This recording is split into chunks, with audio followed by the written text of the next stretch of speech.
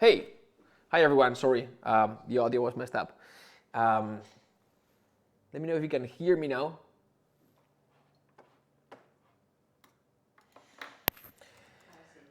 All right, audio's back. How are you? Thanks for joining. This is Mark Giovanni, and today is the second day of this eight part. I'm gonna be composing 6 days for composing, something like that, and then I'm gonna be mixing and mastering the last 2 or 3 days. And so basically, the piece that we've got, you just heard, it's based on initially these 4 notes here. It's not tonal initially, at least, and basically we've got these sort of sets like the central key. So 4 notes, just 4 notes, and the only thing that's creating variation is the evolution of the theme and the motive, and as well as the orchestration. And there are a lot of contrast. We'll talk about contrast, but we'll get there in a second. So basically, what we've got is this guy here. This is like the harmony that everything revolves around. There's a lot of repetition. There's a lot of ostinatos around this small little chord or cluster, and then we've got this motif here. Let me see if I've got my piano. Yeah.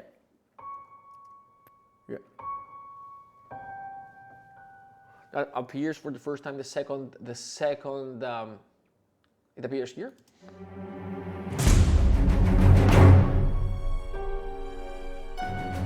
With the piano arp and violins legato.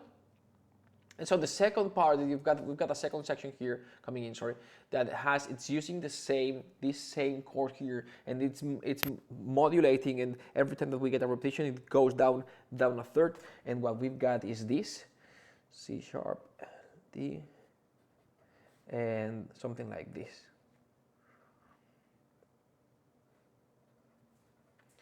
So this is what we do: boom, boom, boom, and there's this part here. Coming in here.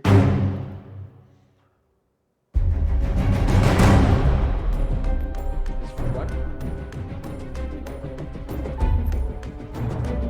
And the motif repeats, it goes down as well.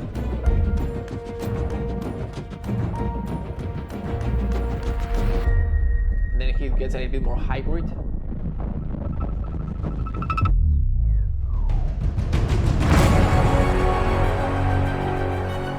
Again.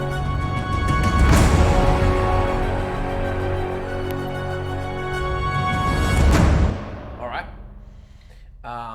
Awesome. You can hear me now. Fantastic. All right.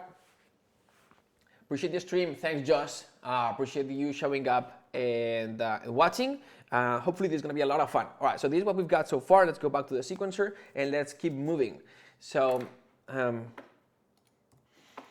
just going to keep composing. I had a few ideas. So I'm gonna develop this big part a little bit more, and because I'm gonna be creating a little bit of contrast between big sound and the small sound, bigger and epic, more wet to drier, smaller, more closer sound in this section, and then the next one is going to be a little bit more melodical, and there's going to be, I don't know if I'm going to transition from this to something a little bit more tonal, but that is sort of like the intention. If I'd like to, if it's not tonal 100%, it's going to be, I'm going to use this chord as as the harmony, and I'm going to make a tonal use of this cluster. We'll see how this goes. So this is not like any film music, like a very cliche type of a style. It's rather something hybrid. I mean, you can find this type of music, obviously, in film music, but anyway, I'll just keep going. So I'm gonna get rid of these. Those were just ideas, and I'll get rid of all this as well.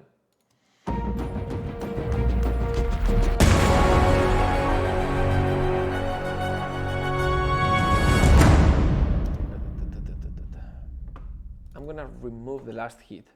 I don't know, because I want contrast here.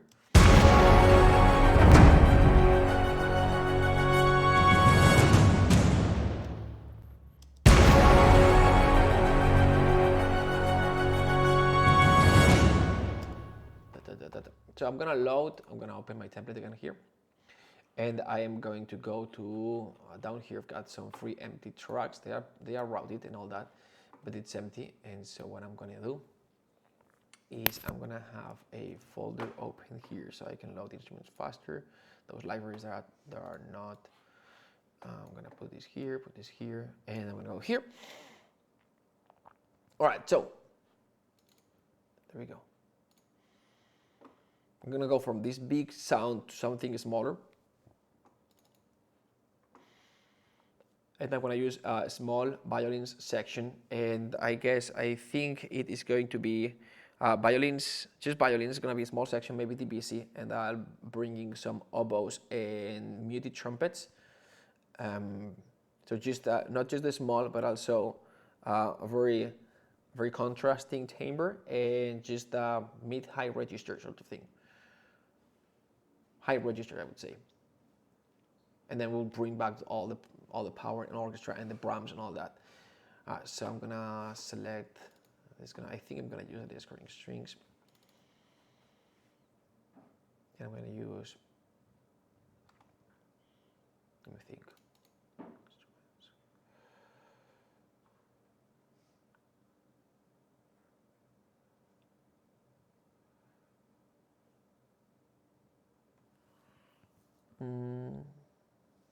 I don't have this instrument loaded in my template, so give me 1 second here.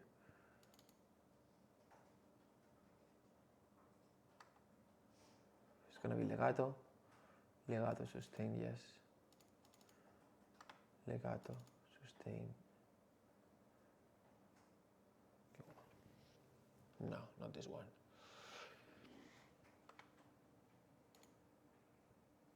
Not this. Auto arrange.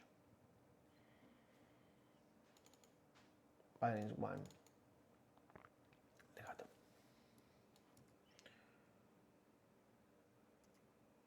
There you go. Yes. So this is it's gonna load 4 patches because that's the way LA scoring strings handles the DVC. 1, 1, 1. This is very loud. Let me just go here. And the reason why it's very loud is because it goes directly to the master bus and I have to route this. So I'm first gonna make this go way lower in volume, so -6 is my standard. And then this is going to go to in this case, it's gonna go to strings, long, high, bass. Now we're gonna make this violins 1 legato DBC.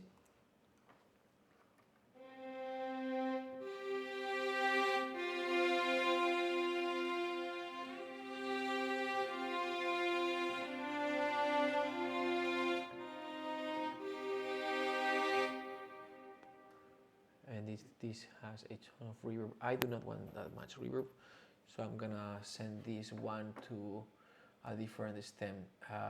This is gonna be auxiliary 1 instead. Auxiliary 1 because no one goes there at the moment. So auxiliary 1. There you go. Yep.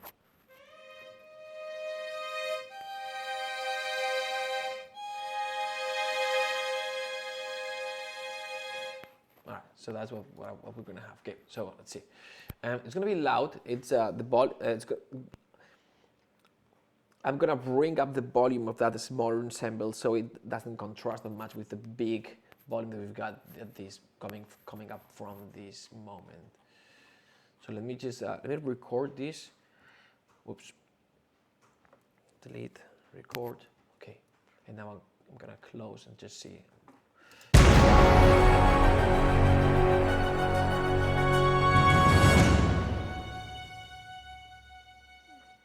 Oh no! So we've got this chord here. We've got this coming from this. So I'm gonna go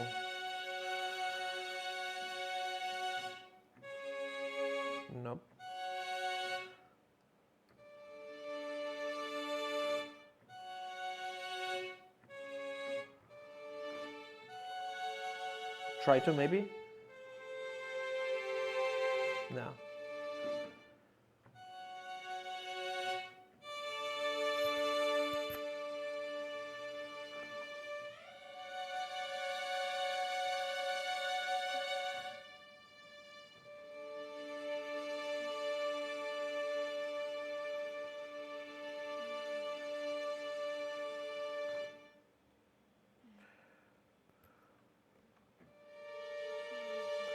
Can I do this?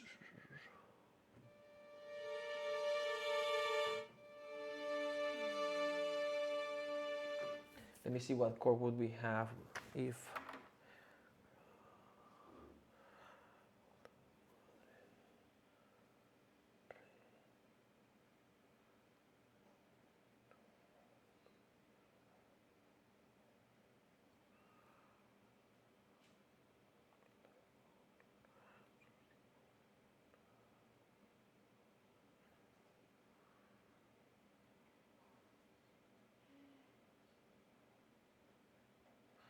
something like this.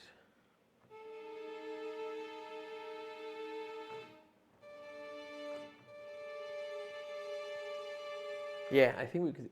Let's see. If I have something like this, but I'm gonna open it for something like. So it's not as dark. Let's see if I can create the contrast here. But I'll have to cut the percussion tail, so I don't know the one to connect. All right, cut here.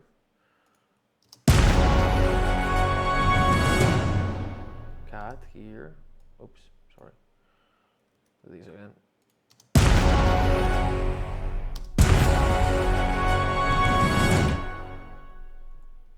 And then this taiko as well.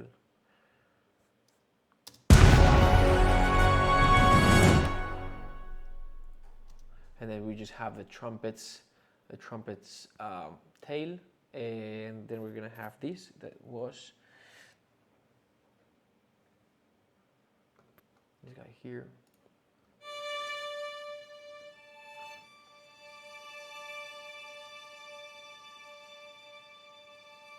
We said that was going to be, let's see.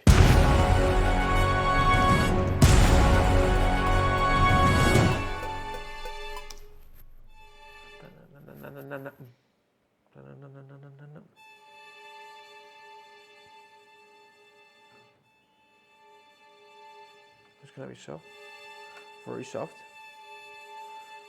A little bit of R tune there.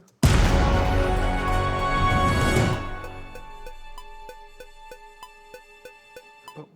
And then big again. Let's see, we've got to create the effect and it has to sound good, but at the beginning it's gonna sound weird. What it's going to help here is gonna be some sort of reversed, and I'm gonna use this one. That ends here. Yeah.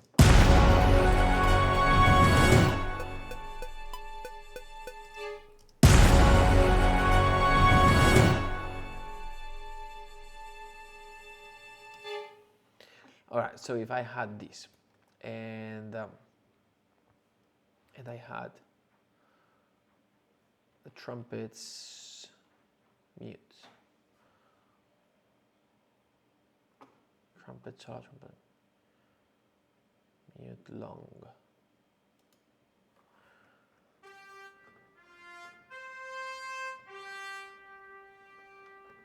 Mute short.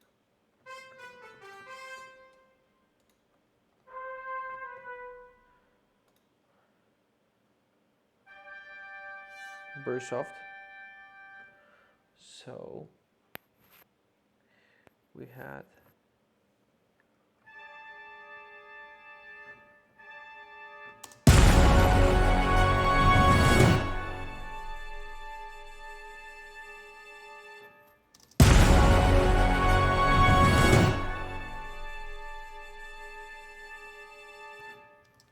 very static sound.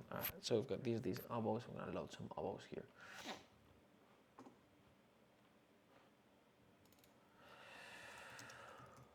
long notes. And I'm gonna open this, we've got this, gonna make this small, and then I need my oboes here. It's gonna go here, here, and I'm gonna go, tools. Yeah, tools.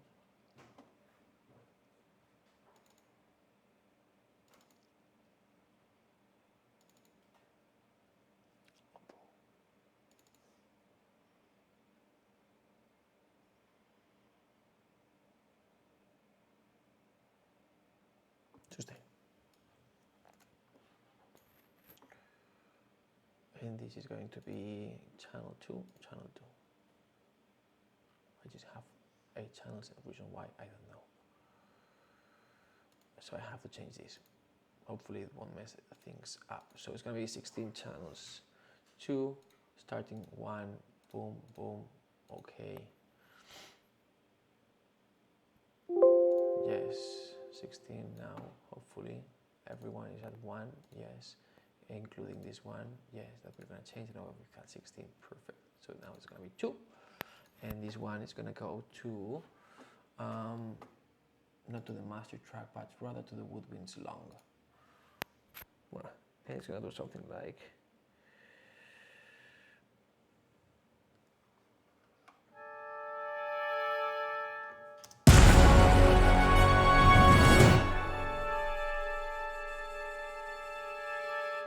a little bit too loud.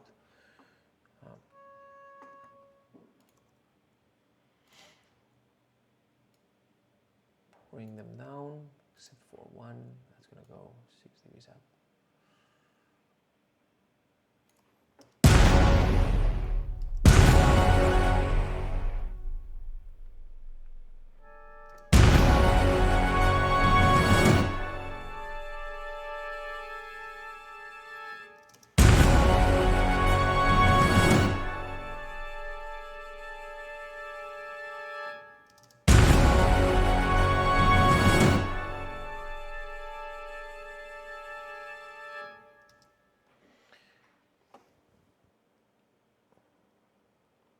Have the arp and celesta giving the entrance to this. I wish I could stop that a little. Let's create the effect. Let's go one by one. So we've got the epic.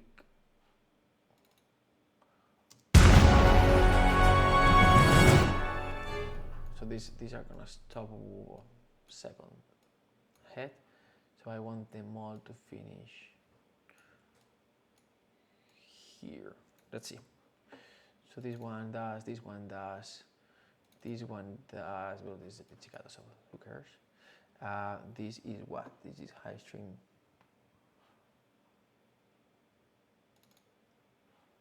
Where does it end, really? Nope.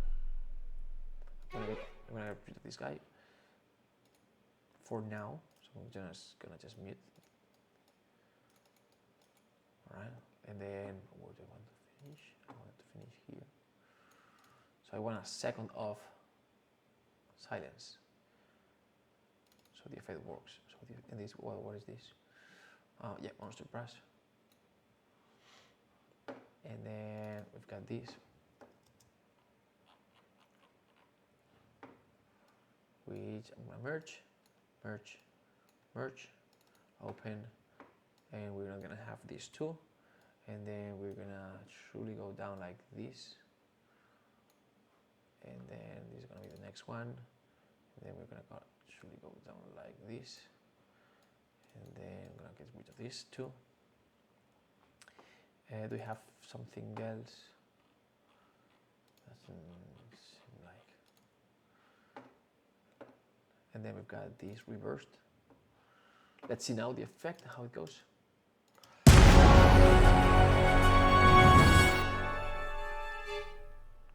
Starts a little.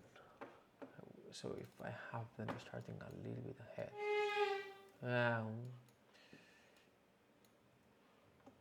This a little bit.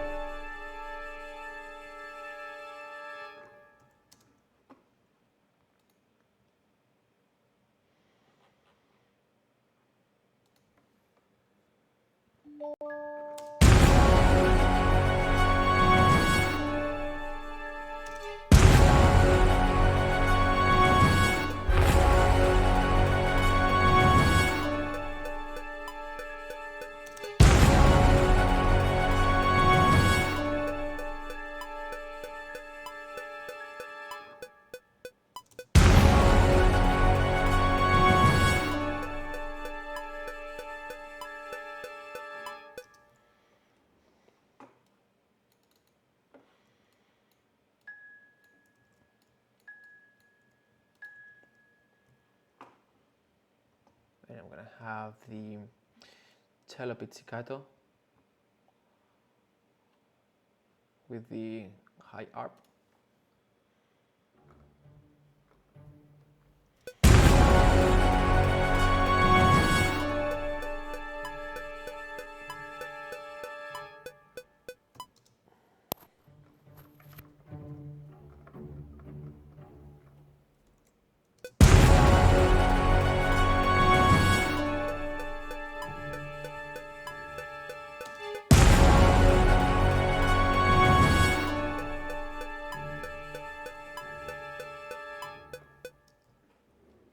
This one was a little bit too loud, the second one.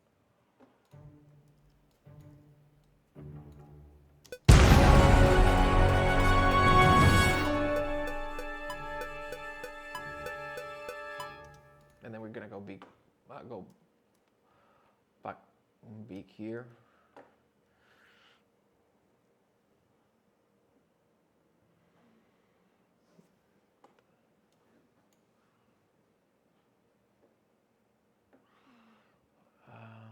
See if I can have a clarinet to add some interest. Clarinet legato, and I'll have this one here.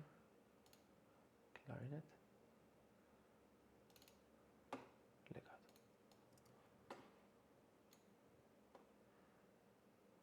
And this is going to be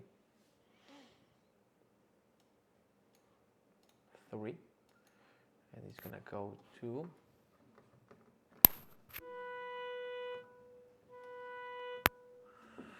the notes that we have available are going to be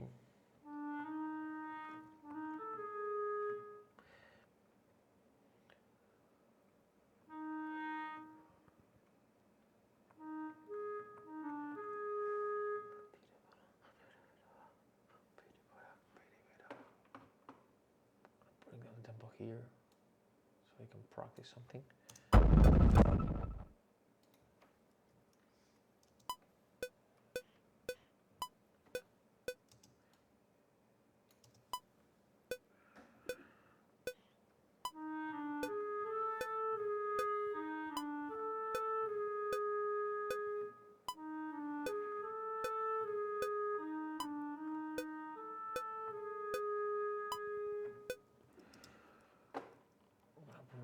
Here,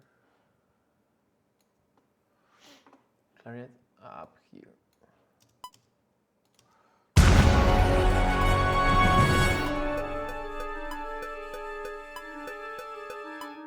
I hate this.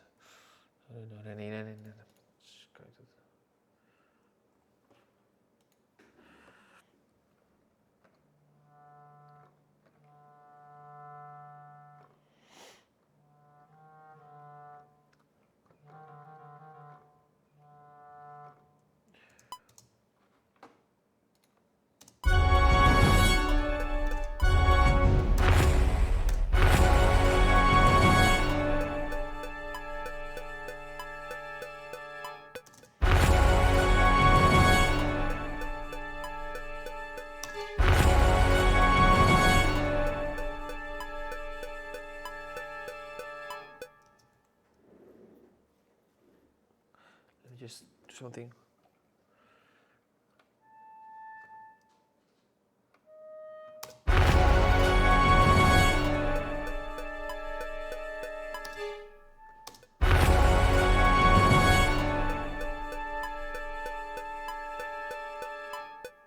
Right.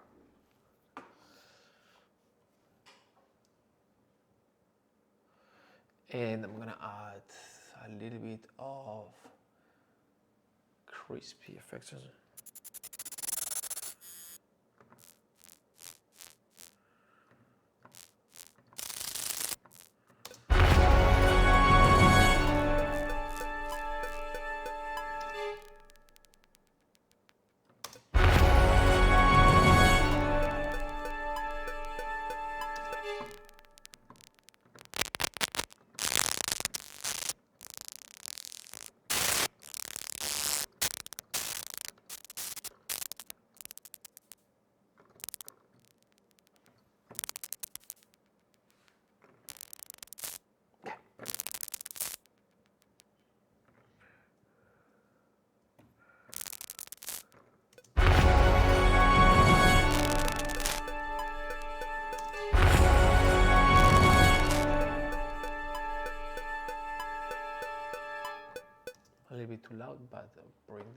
second.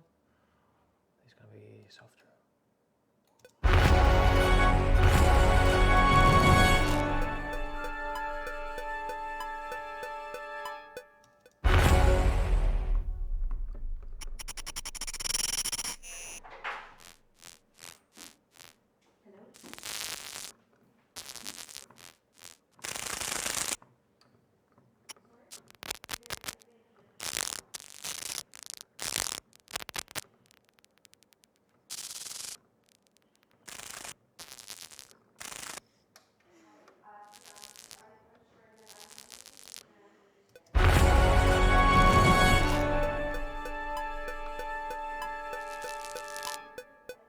Yep.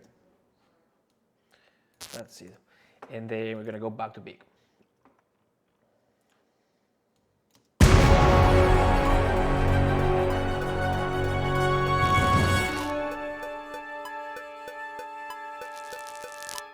Yep, exactly. Let me just see if we can. No, shorter.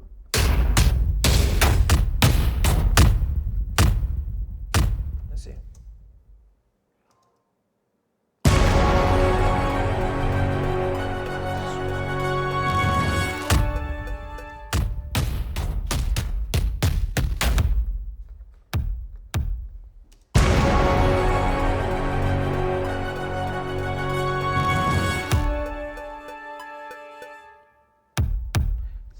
Too pronounced. I'm gonna bring it down in volume,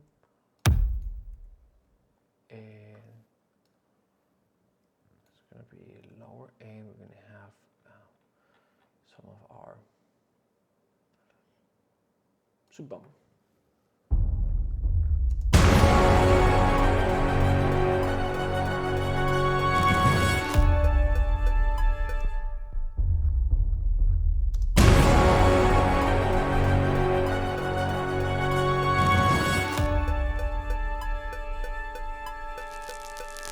All right, let me see if there's any question. Hey Mark, hello. What keyboard are you using? It's an Akai that I took apart. I took it apart and I took the keys bed out, and it's basically this guy here. And the only thing that you have to be careful with is to make sure not to damage this small little thing that goes inside the keyboard. It's inside the keyboard. This guy is connected to the keys, and this goes to the USB to the computer. This is the sustain pedal, and I did this because first it looks cool, and no, it was mostly because it didn't fit. It didn't fit down here, so I took it apart. So that's the keyboard. Yes, MTCM class will be at 6 p.m.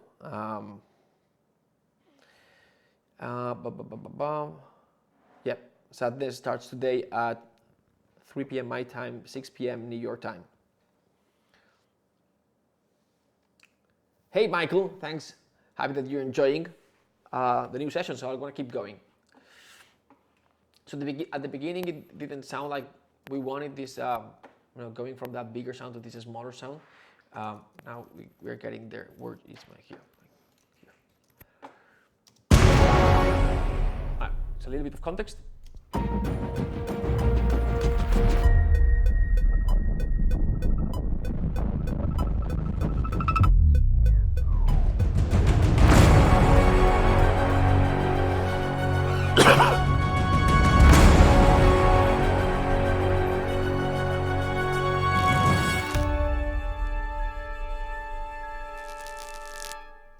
Yeah, so 3 bars, which creates a little bit of an instability, and then we're gonna go back with this, and we're gonna make this a little bit bigger this time. So we're gonna have our drums one more time, somewhere here, I think. Where should they come back? Here, 41. Yeah, that's correct.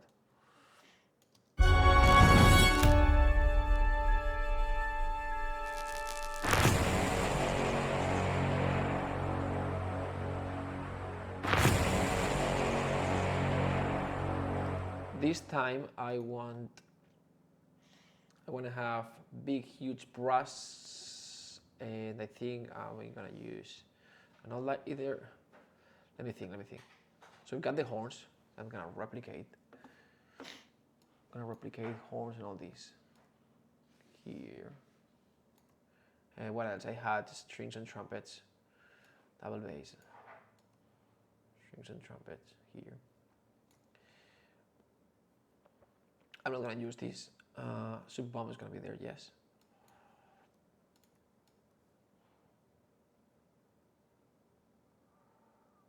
Boom here. What else did we have for the strings? Trumpets here, correct. Again, 40, yes, yep. So it has to go. So everything that starts at 29 goes at 40. 29 goes at 40. And then this guy gonna cut it here. And 40 again.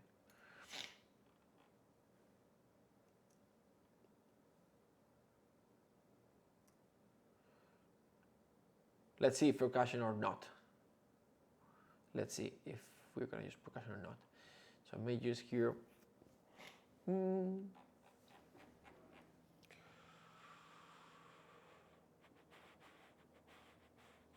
So what's gonna happen if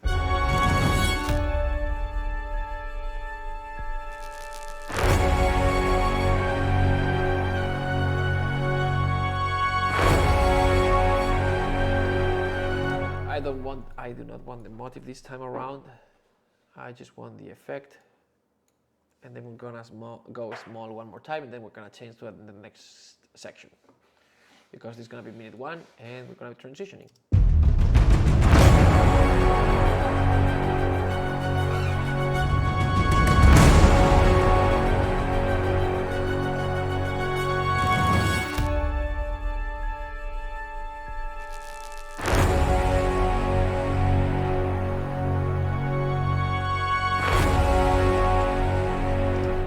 So we want a bigger sound here, otherwise it gets repetitive. And let me try something a little bit crazy here. I'm gonna go here, long brass ensemble.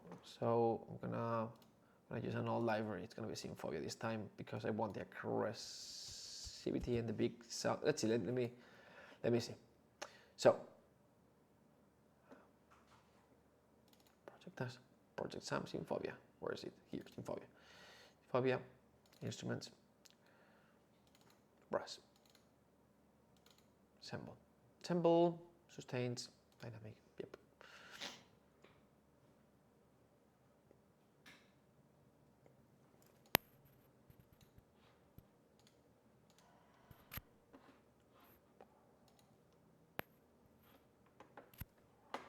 What?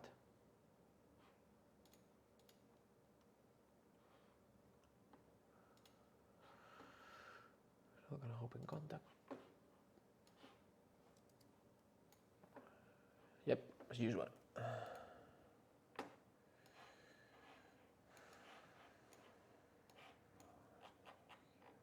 Phobia. Yeah. Okay. Lost and found. And this is gonna be 4, and it's gonna be routed to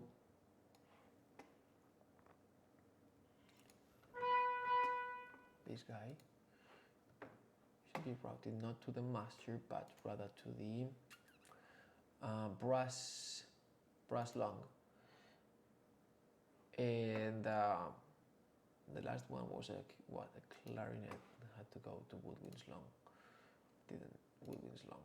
Okay, and now this. I may use the so.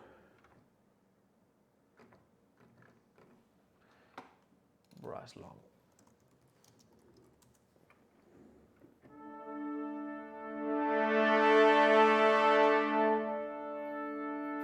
I use this.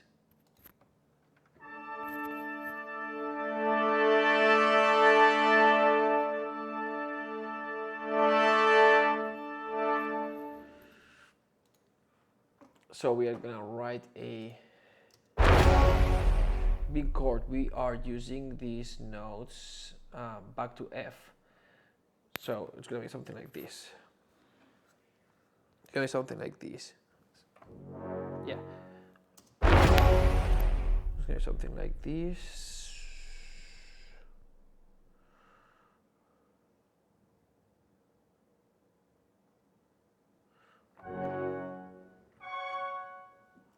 Yes.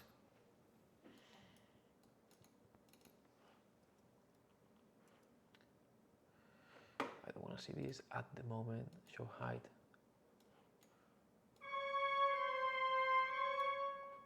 Yeah. Okay, so what we're gonna.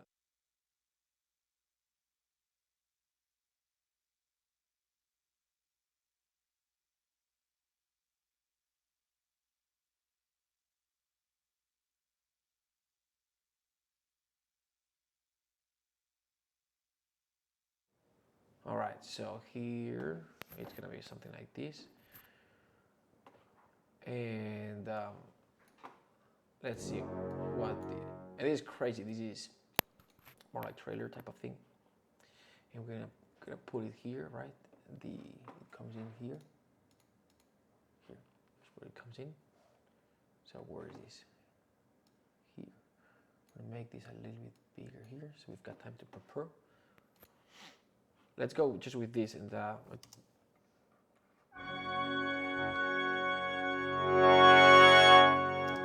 right, so I need, as usual, with all libraries, have to go in here and then make sure that you're editing all the groups. Modulator, add modulator. In this case, gonna be midi 11 minus 1 minus 1. Gonna close this. Gonna close this and this and this, and one more time.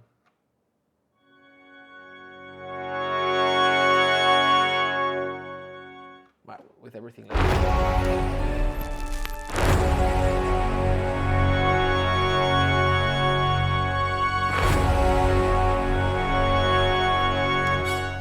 no, I don't need that much. Maybe.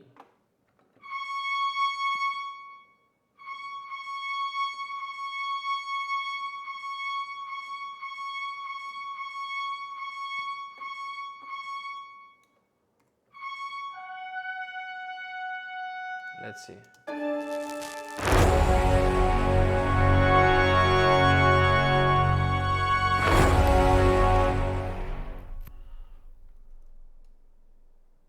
Velocity in Symphobia controls volume for long notes. So I'm gonna have more presence in low and less in high notes.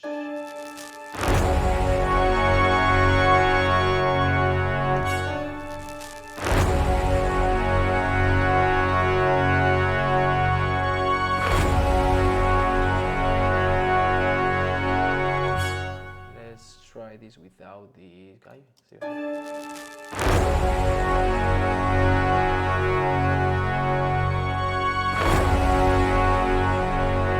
Yeah, maybe this is the effect that we were looking for.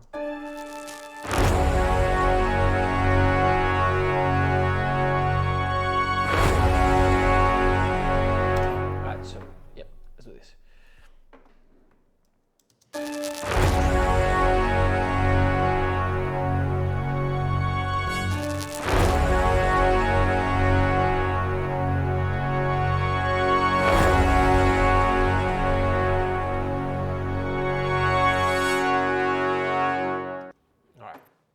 Recorded this. Let's see, it's a little bit bigger.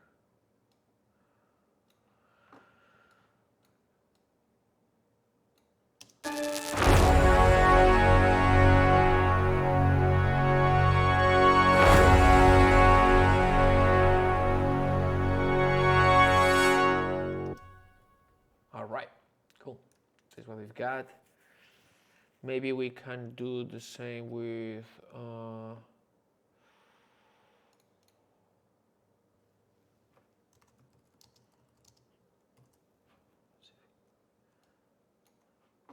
and this time we're going to use Albion, which is not as aggressive. In this case, it's going to be faster if I go here, here, here, and I go, yeah, brush, individual patches. I'll have to build a multi. In this case, it's gonna be brass, low, so brass, high, long, brass, mid, long, brass, low, long, and for now this will do it. I won't bring the nasty brass, so I have to change the mics and all that. All right, so we're gonna open, yep, and it's gonna be what? 4, 5, 5, and 5. Let me know if you get any question.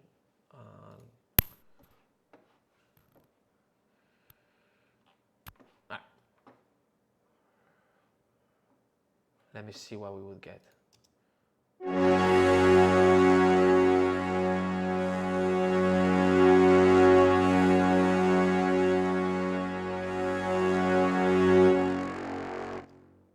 Oh, we've got one note here missing. Okay.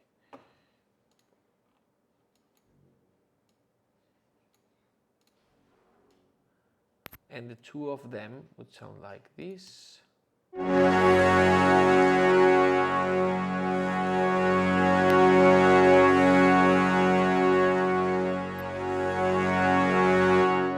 I'm gonna move the mid brass a little bit more to the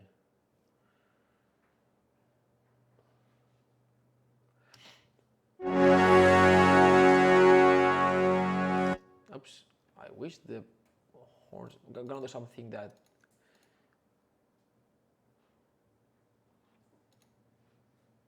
it's a little bit like, yeah, but we're gonna do it anyway. So I'm gonna go here to stereo. I'm gonna use, I'm gonna select all, and then I'm gonna swap left and right. And so that's, we're gonna move the horns over there. It's gonna open the sound a little bit. And I'm gonna push them a little bit farther.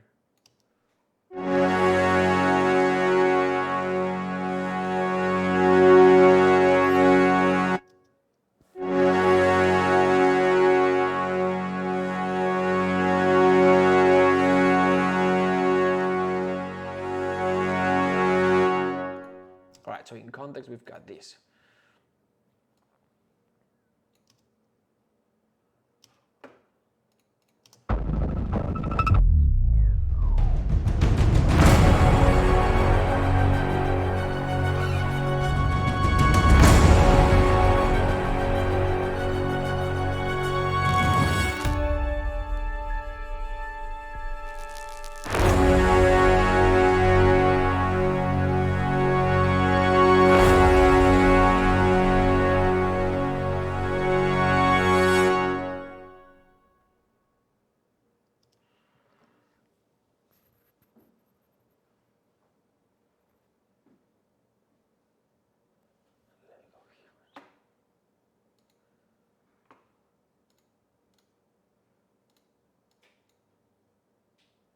What is this?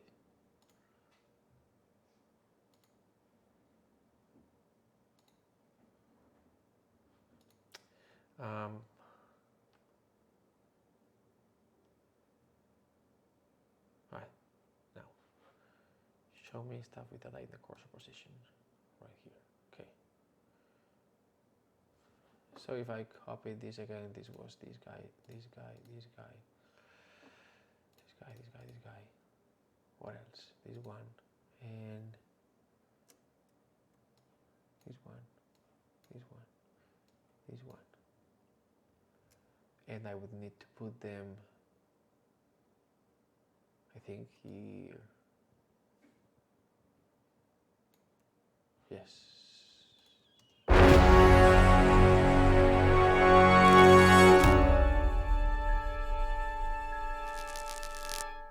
And I'm missing the cello pizzicato. Where's the cello pizzicato?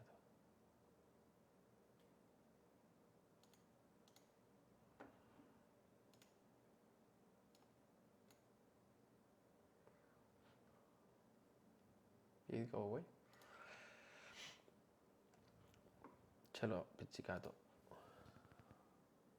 Oh, for whatever reason delete it at some point. I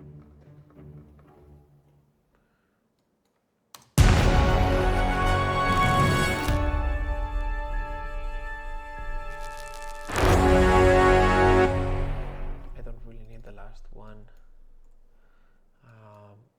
Make this quantize and all this. This works. And I'm gonna have this here and here.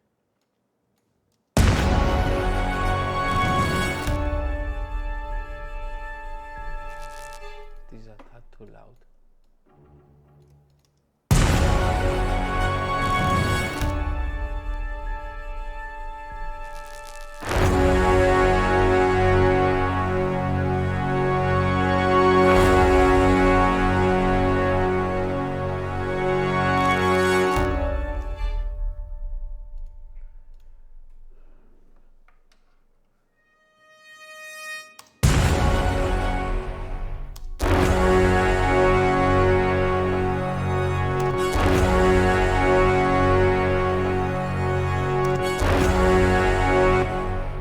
I can have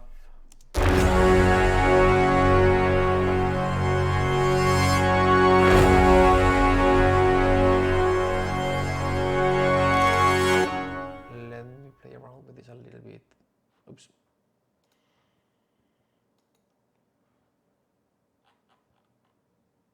Trumpets, ensemble.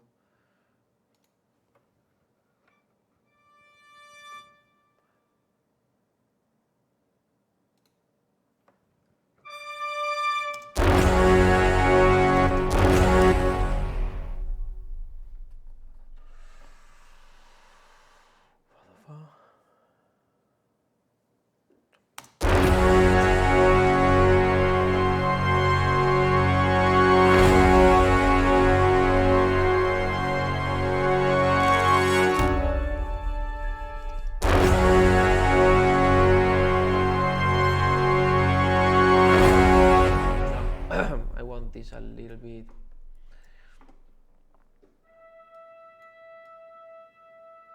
Where's this trumpet? Here. Want them a little bit soft. Oh, brought it down like crazy. Okay, now sample.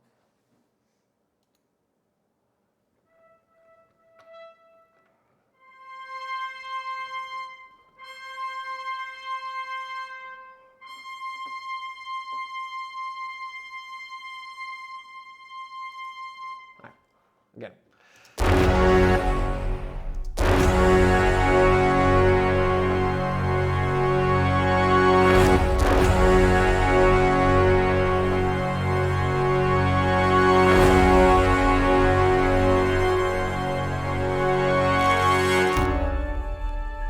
Can do better.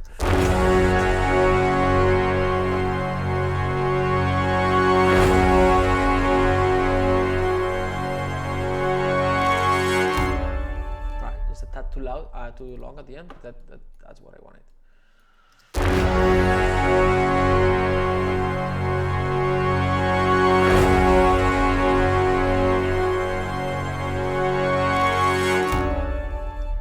And now we've got this, and we can add something else to this new to this repetition of the earlier texture, which is going to be some. What chord was we using? This one again. Add an E. I can this.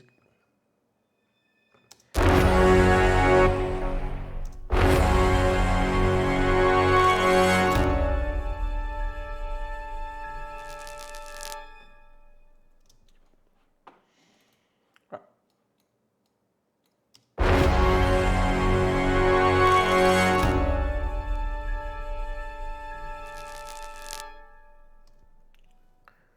And this time we're going to have a piano as well.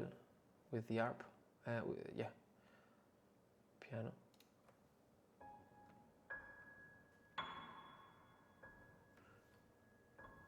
Yeah, something like that.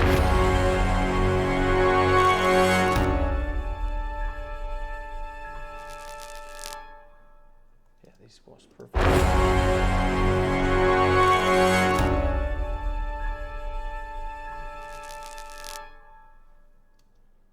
I like this one quite a lot.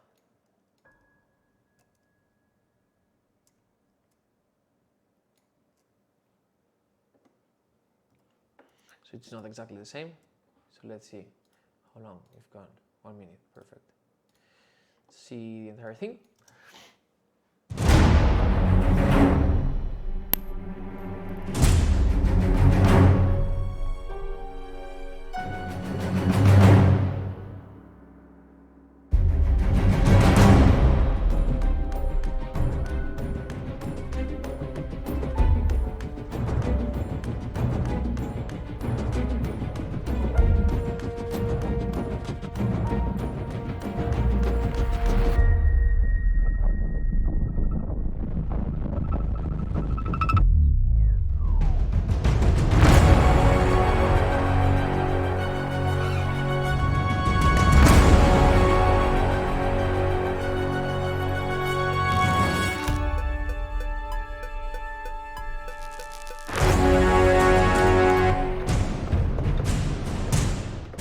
It's gonna be super wet, just one hit.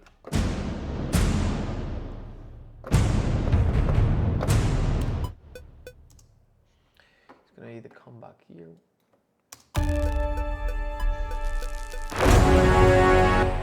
Or maybe.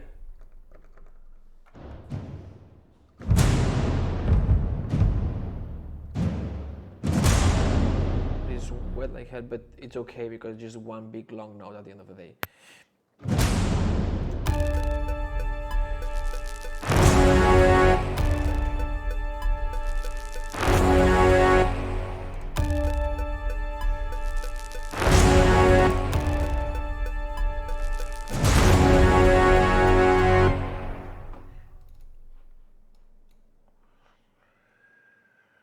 It works, but I have to move this a tad.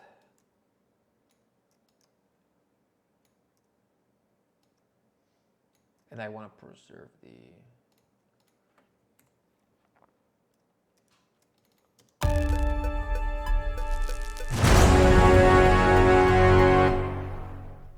I wish it was a little bit...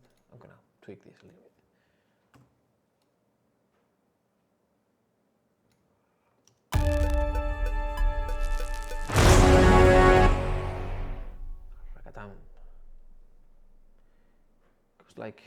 Goes like a little, sounds like a little bit early. What happens if I move this a little bit?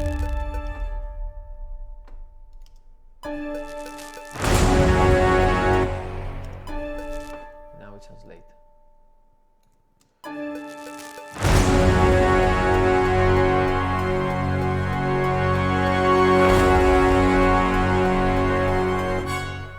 No percussion the second time around, and do I have the low sub bump here? Yeah.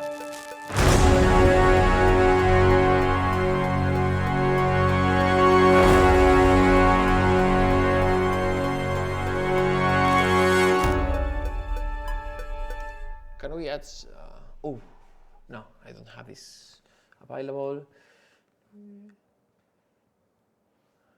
String tremolo.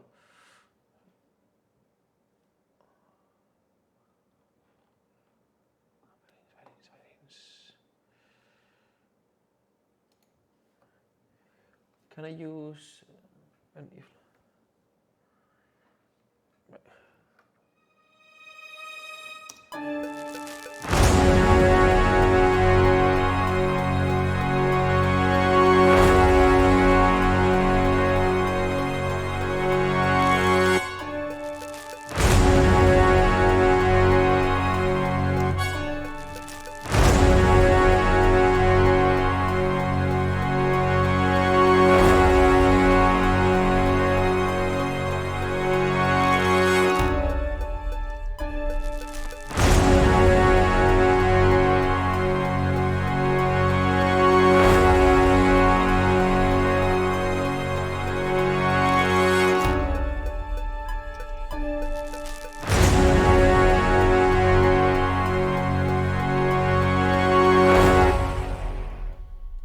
Instead, I'm gonna lower 160.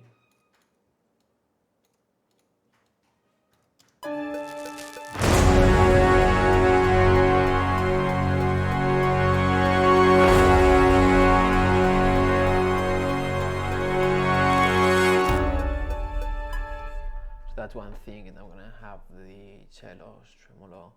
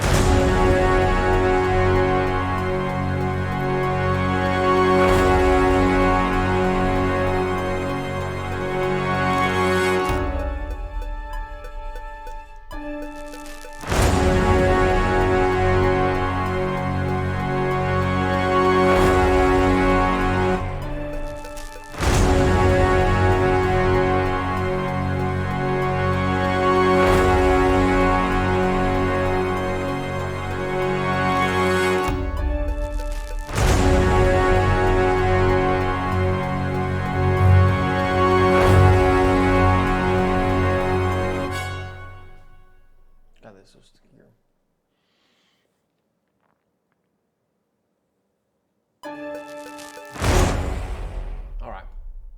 No, I use speakers and headphones to answer your question,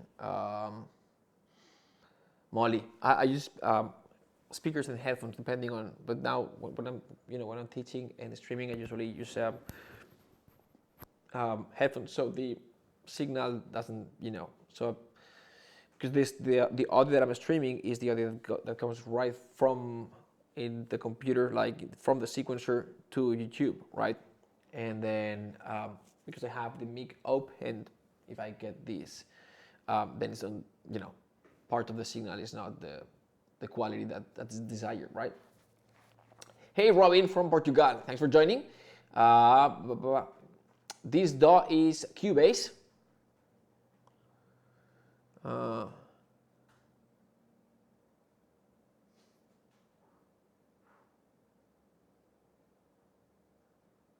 So that's a good question. Chemical. I didn't. So initially, I didn't have any structure because I didn't have time to prepare anything. So I just got started, and everything revolves around these 4 notes, right? And this is setting the sort of like the central key sort of thing. So it's the F sharp, G, C, and D flat sort of thing, or C flat, C flat, C flat. Yeah, so these 4 notes basically, right? And then this is the main motif that you can see over and over. And this is basically the only thing we have for the first minute of music. And so I'm gonna for now, I've been using these 4 notes. I've been modulating, like lowering the key center a couple of times, like moving the key center a few times. But every time that you see music happening, then it's just these 4 notes. So hopefully that makes sense. Cool. So we've got that. Let me just see everything in context.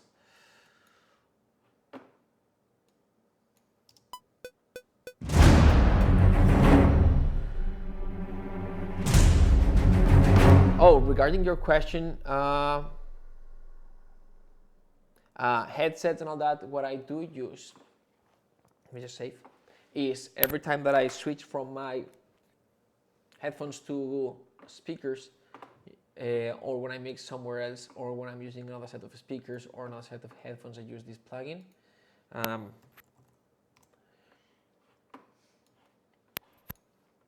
Which is SonarWorks reference. I think they've got a new version now. Basically, it's you have the curve of your headphones, and this is supposed to be the curve of my headphones. They measured and all that, and then you have 2 options. Well, anyway, it applies like a negative curve and then sort of flattens the response. So in my case, they bring up a little bit of the low end and then they bring down some of the high end.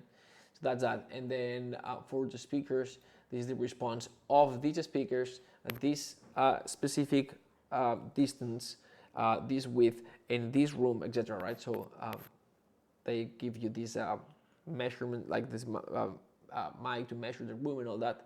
And then you do the measurings. They say like 30, 40 measurements in different positions and all that. And then they create a curve for that, for those set of speakers.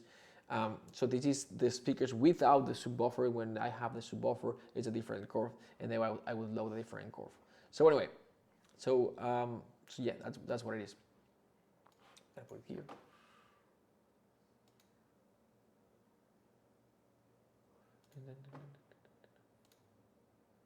All right.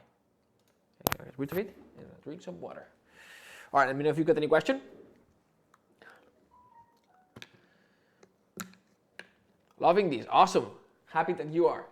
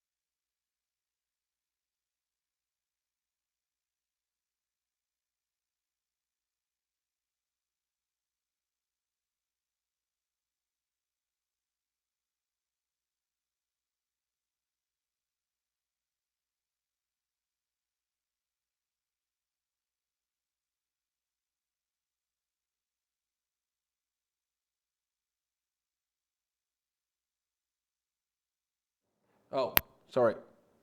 I don't know. Okay, so thanks, Alain. So the next, yep, I'm back. So the next section now, so this, let's say this is the first section, okay? So the second section,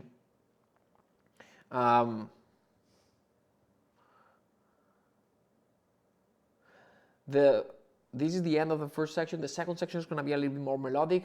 So I'm going to come up with a melody. I may move out of these notes, and then based on the melody, I'm going to start harmonizing the melody. But the melody is going to drive everything, and I don't know if I'm going to keep the harmony tonal or not, or I'm going to stay with this. We'll see. But I'm going to focus on the melody. And so this first part has been more about contrasts and presenting the same idea in very different sonic worlds. The next one is going to be more like the progression and the evolution of the music, starting is smaller in terms of orchestration and growing, but without contrast and without changing so much, or at least this is the initial idea that I've got, and let's see how long can I go with this idea without changing. All right, but I have no idea what I'm gonna do melodically. So I may be experimenting at the beginning a little bit. Gonna listen this one more time. Hello from Russia, Mark. Thank you very much for your work, your videos. Yeah, thanks. Happy it helps. Thanks for the support. All right, so let's do this.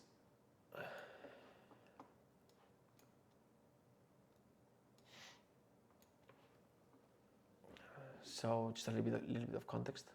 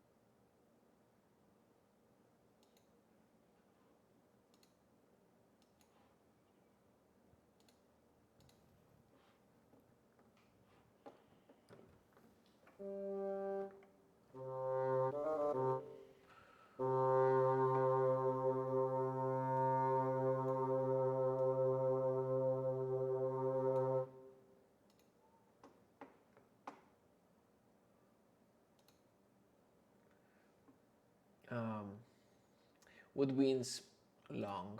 I'm gonna move this to woodwinds long, and then the last brass I didn't put it, and this was brass long. Let's hear this one more time.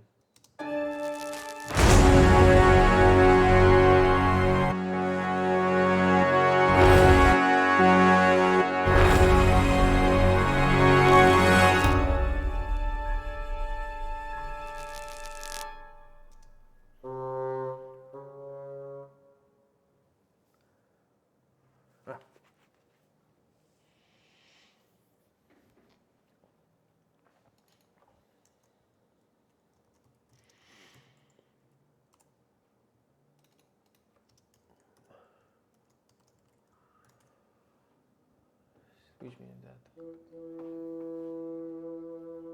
move these two. I think we're gonna load.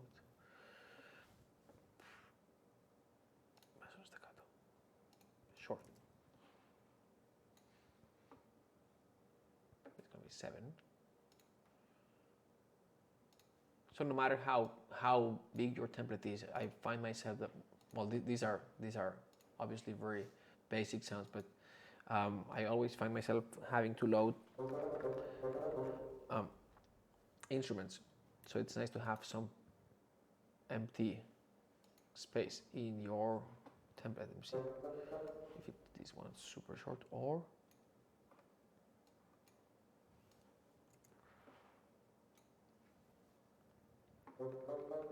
yeah. Ooh. Ah.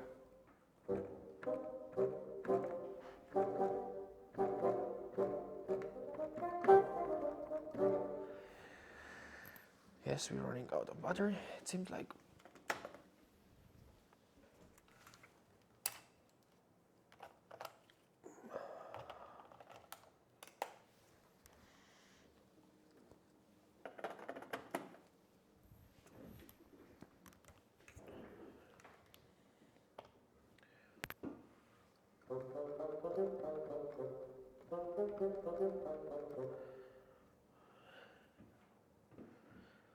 Right.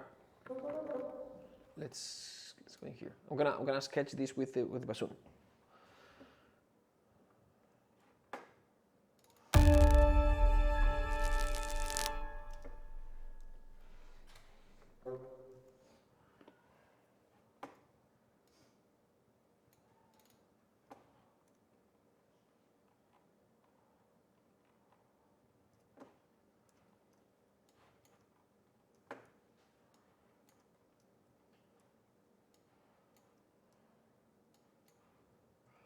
And I'm gonna move this here. And I'm gonna lower the tempo so I can work.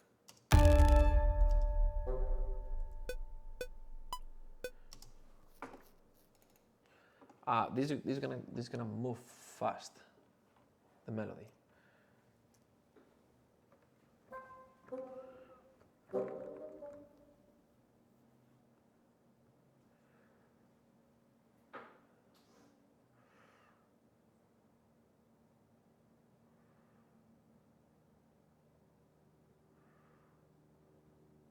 So let me see if I had this chord.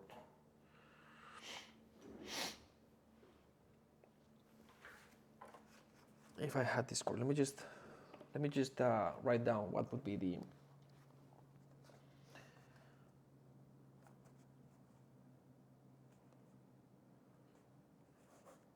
Right. So if we had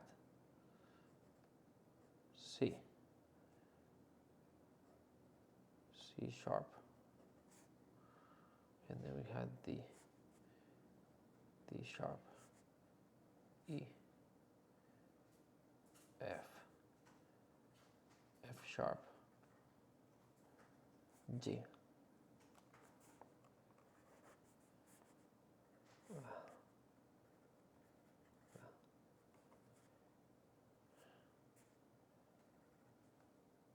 I could have made them fit. Let me just mi, fa, sol, la, la, si. So if this is the basic chord, F, G, and then we've got sort of like a D flat. All right. This is one.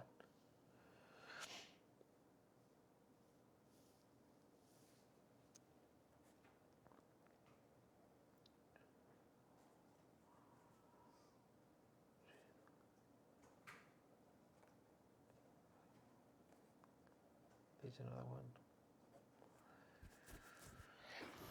First chord.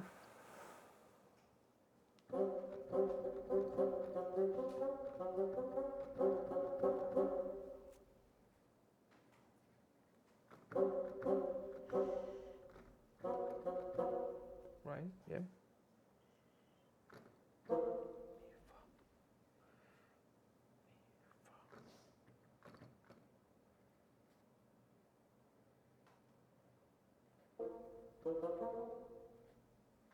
We've got the mi.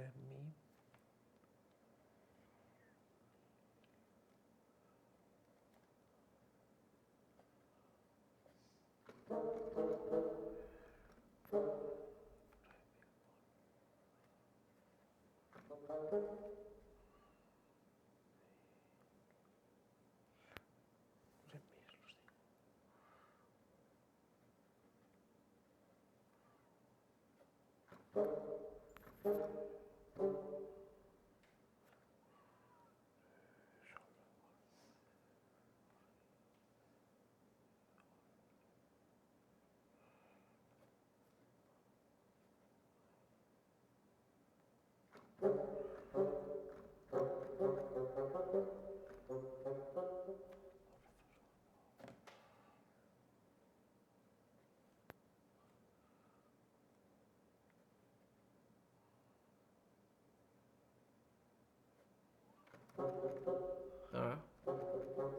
What is it?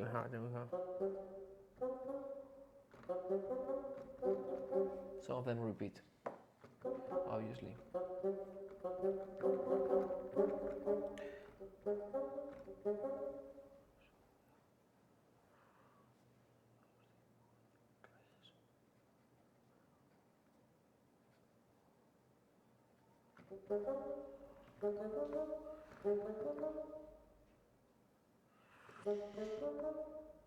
So this is going to be, oops.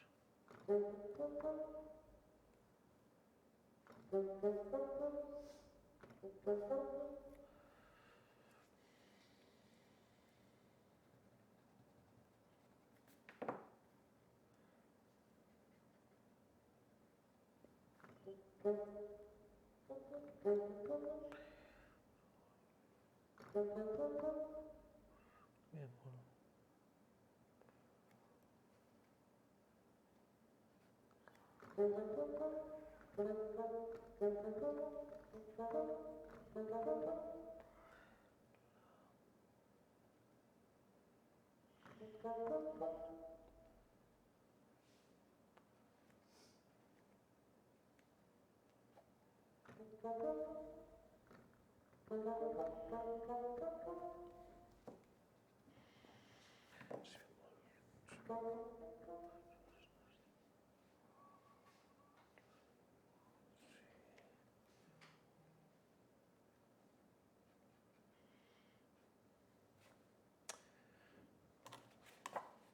Yeah.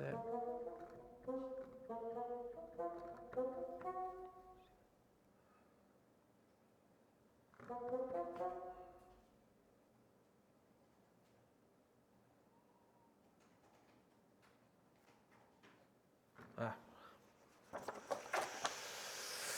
Alright, so this is my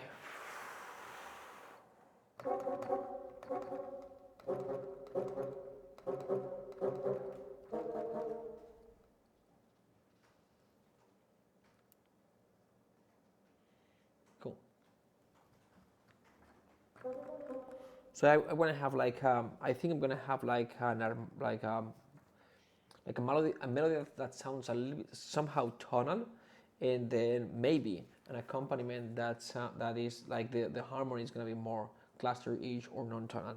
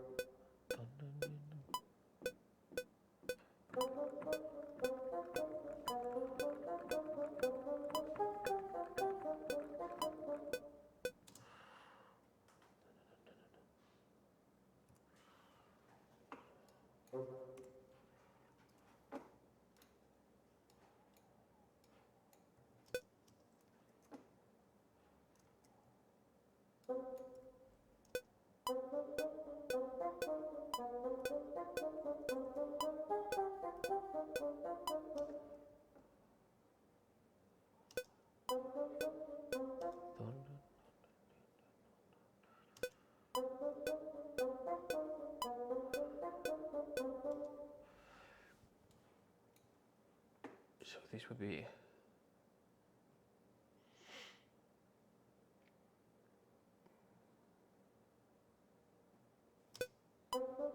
so this is gonna be a 3/4.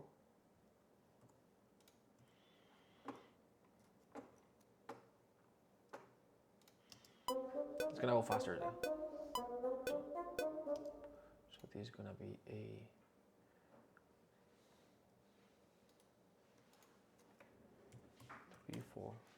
So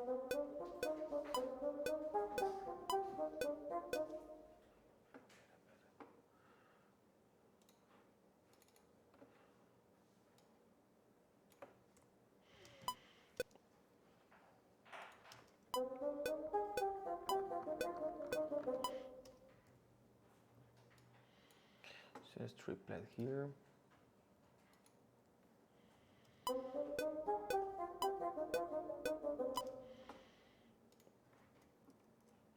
We have this.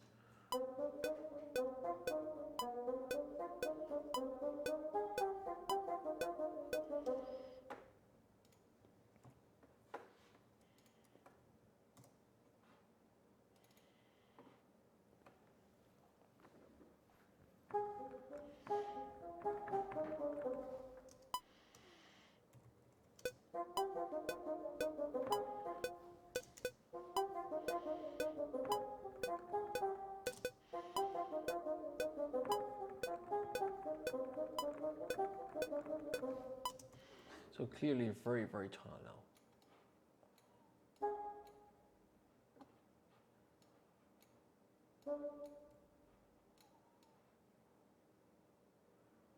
So this is going to be 4/4.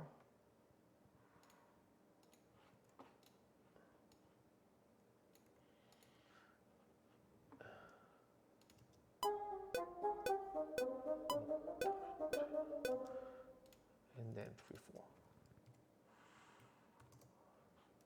All right.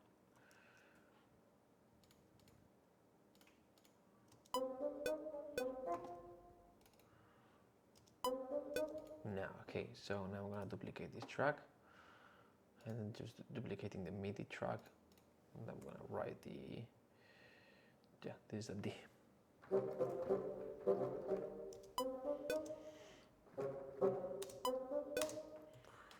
But we are gonna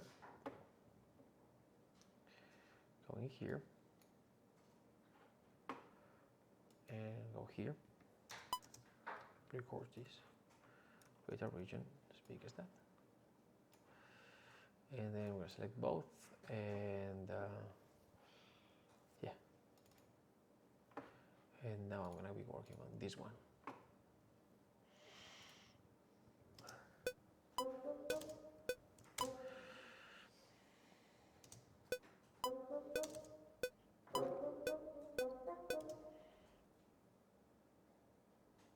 So we've got a C here, but we can do this, or we could do this.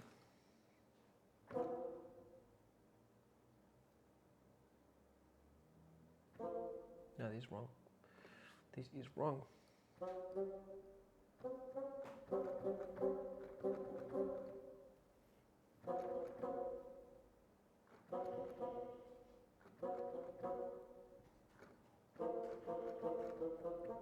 That's what I would say.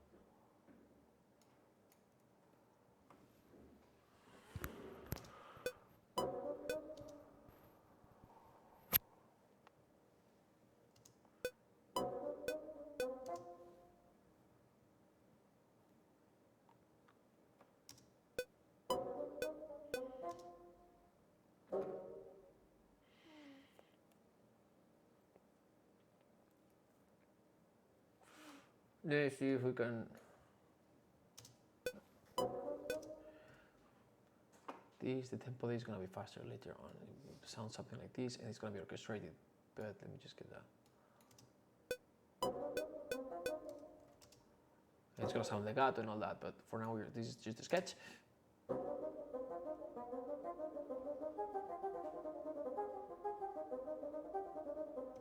So it is clearly,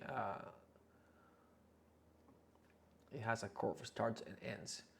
And now we have to de-tonalize this a little bit, or that's what I'm gonna try to do.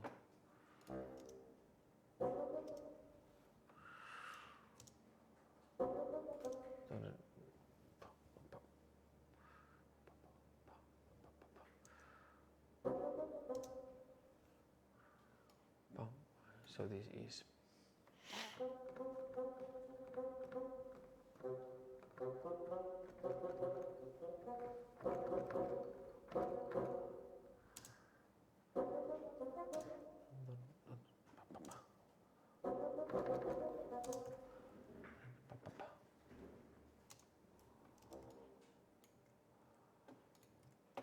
Gonna work a little bit slower, it's gonna be easier.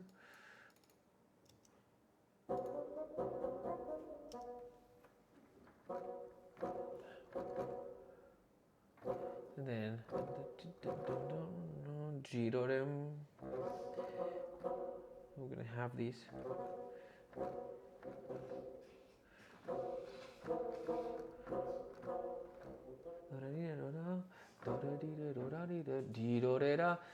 That's clearly that would be clearly a fifth. The fifth would go here.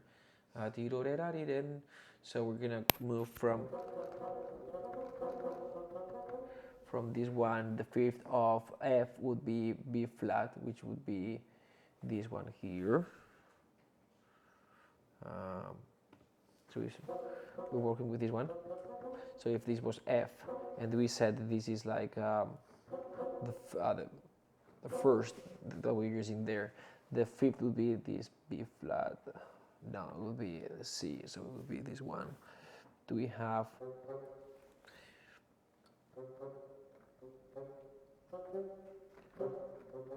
C, do, re. But we don't have the notes in here, so we're going to use this one.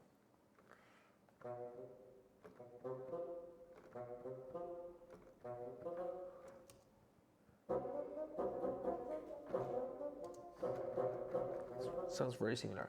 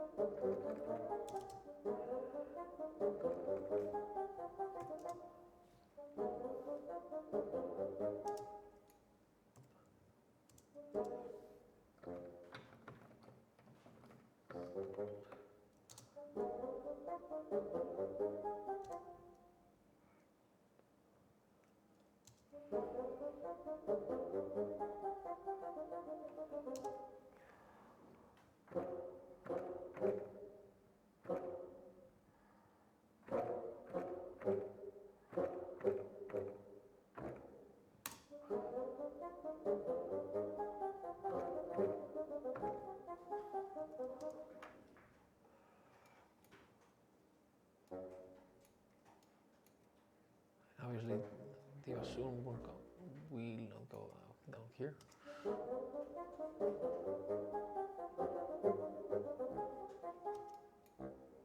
And then it's going to be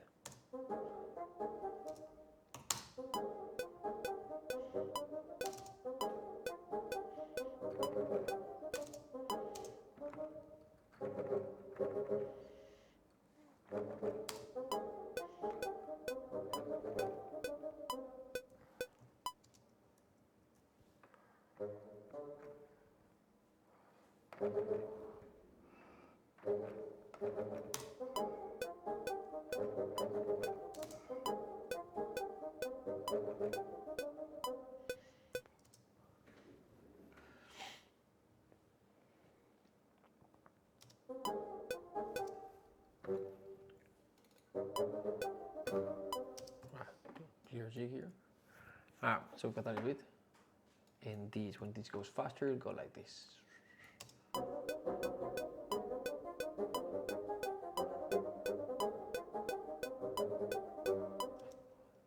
Problems?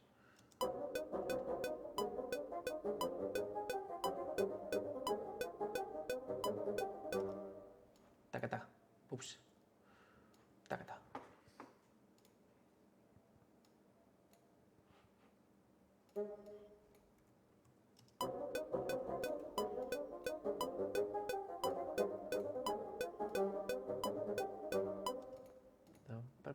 Takata.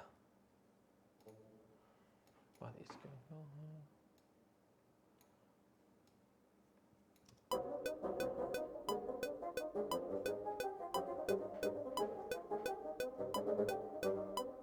Takata.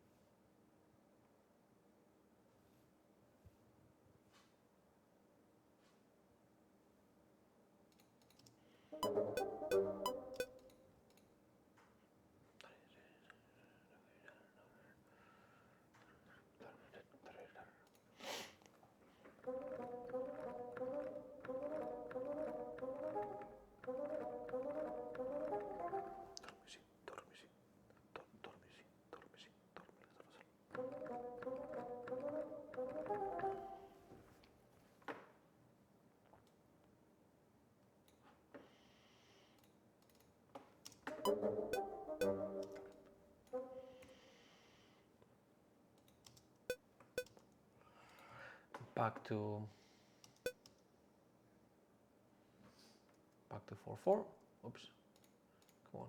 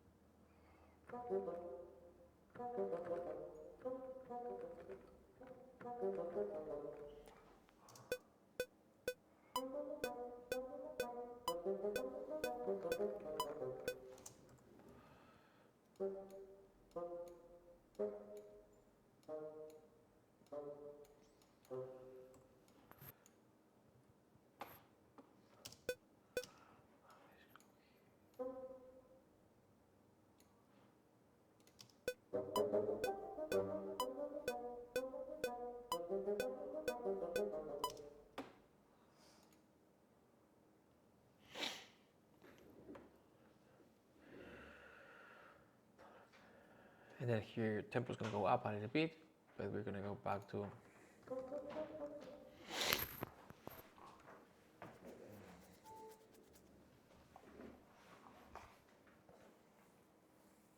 we're going to modulate.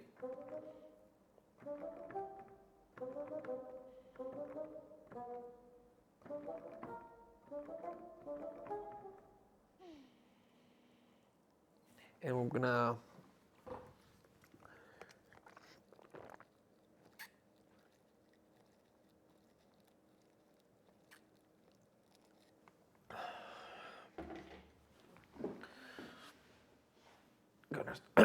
gonna stay in C,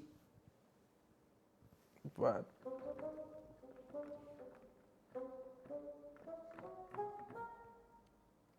I'm gonna go whole tone.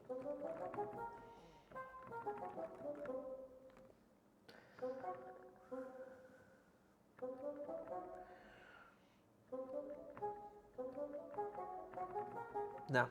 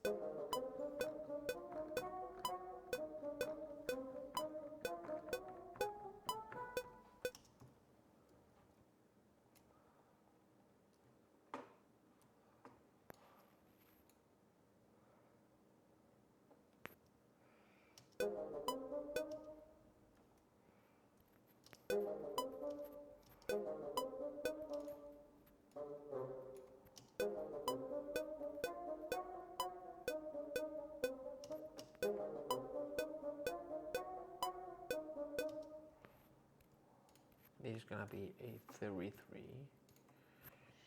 3/4 more, sorry.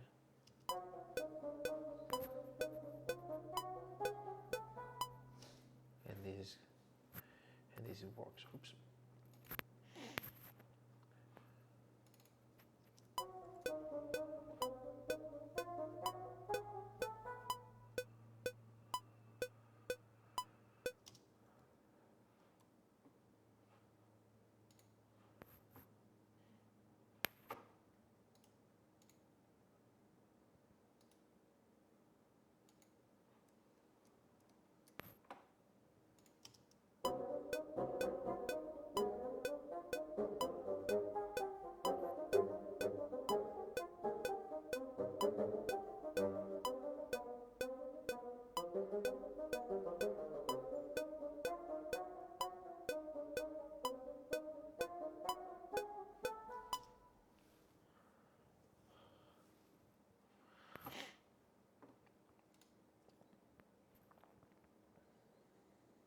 and here in octaves. This is gonna be fun.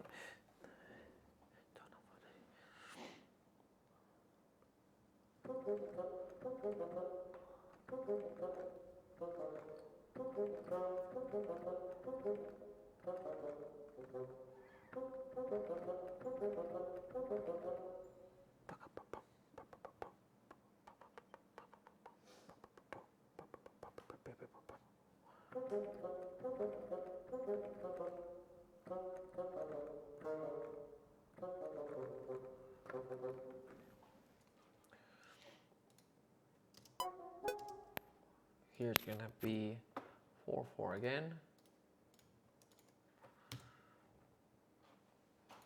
and this is gonna be in octaves.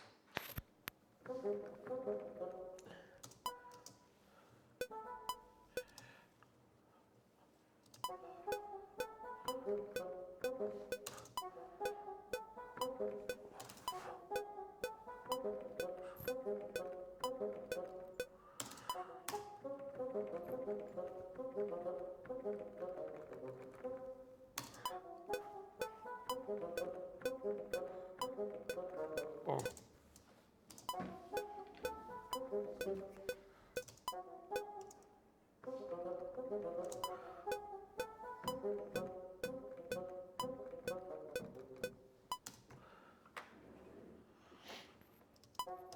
Not recorded, why?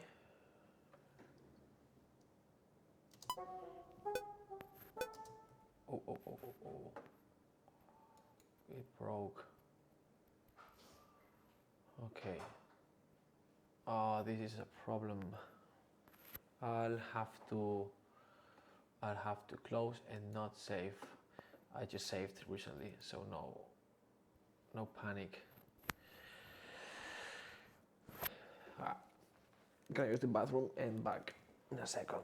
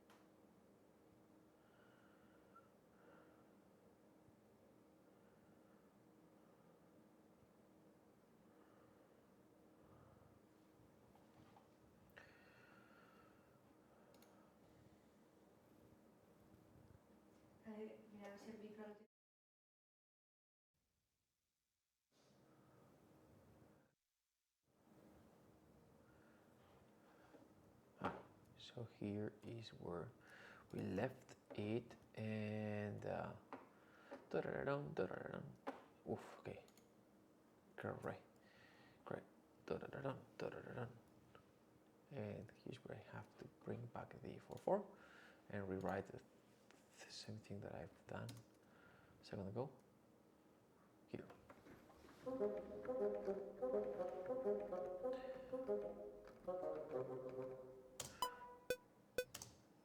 It's gonna be in octaves.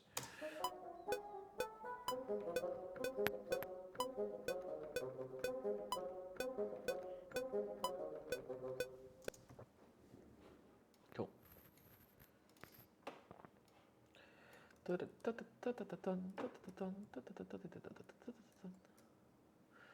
this works.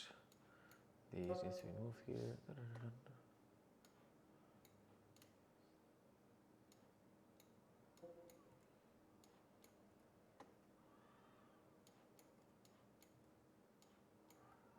Nice. And this needs to be quantized, right? But those are 8 notes, it seems. And this is gonna be in octaves. The only problem is that the bassoon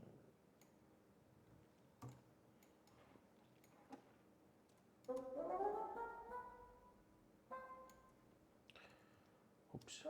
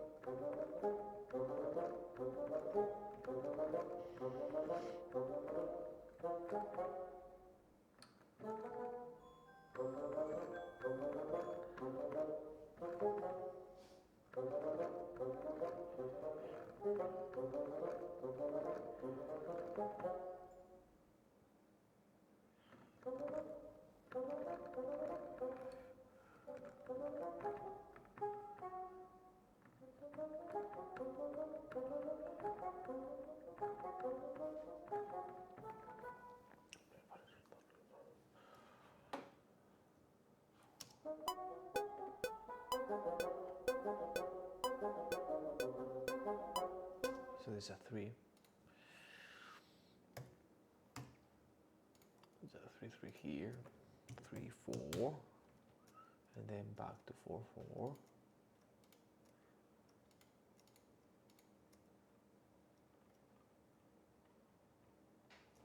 Or 4.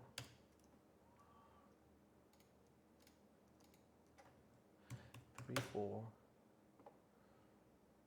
And then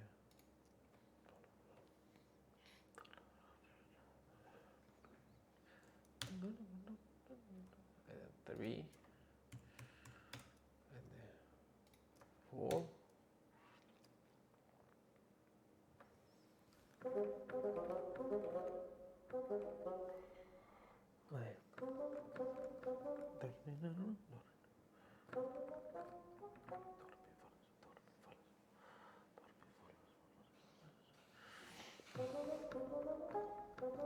No, so it's just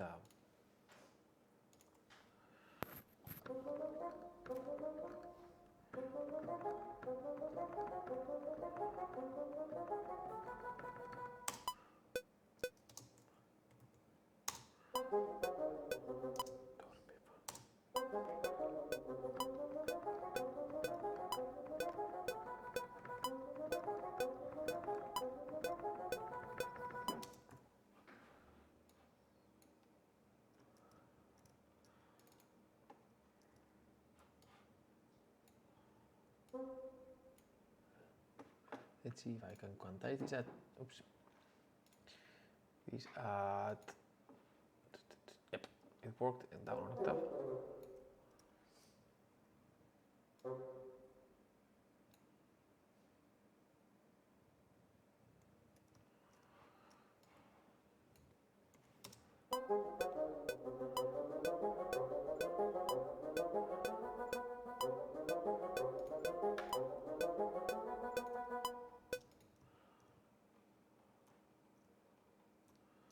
So let's see.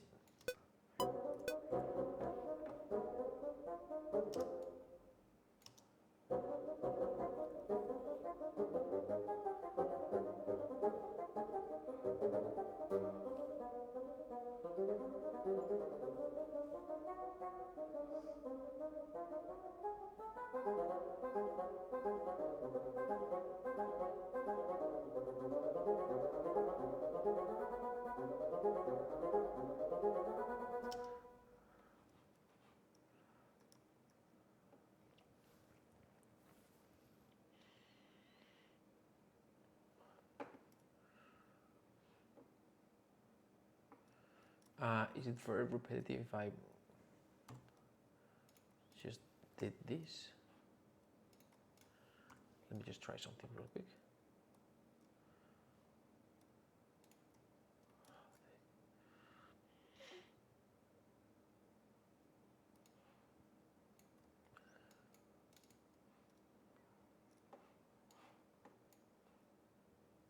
Oops. What? Oh yeah.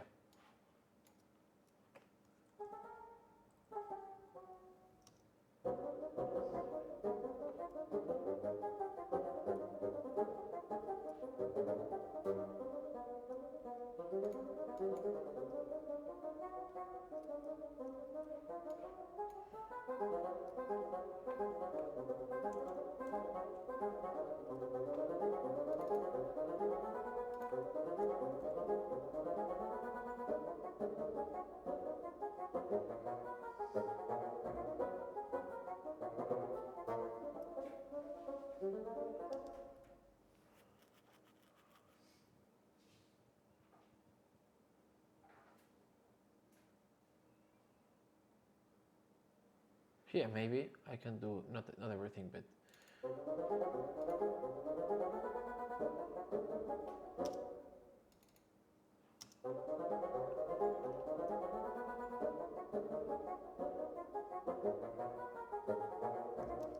right. I usually would sketch this with the piano, and I think I'm gonna move to the piano and have a very dry piano. There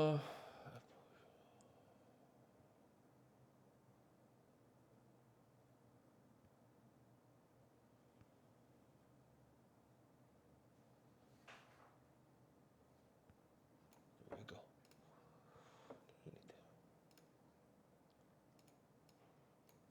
For sketching purposes only.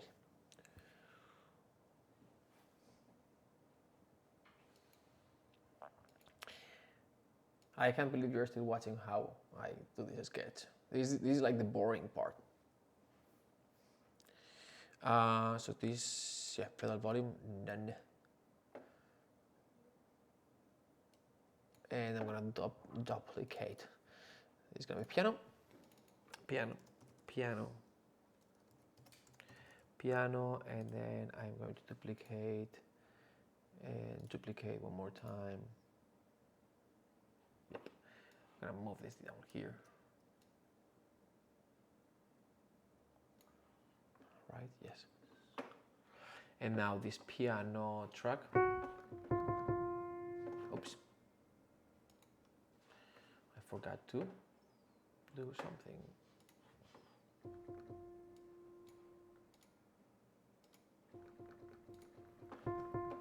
This one goes to, not to the master, this one goes to,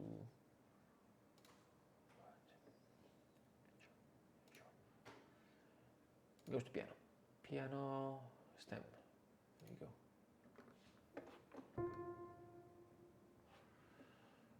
Now the piano stem has a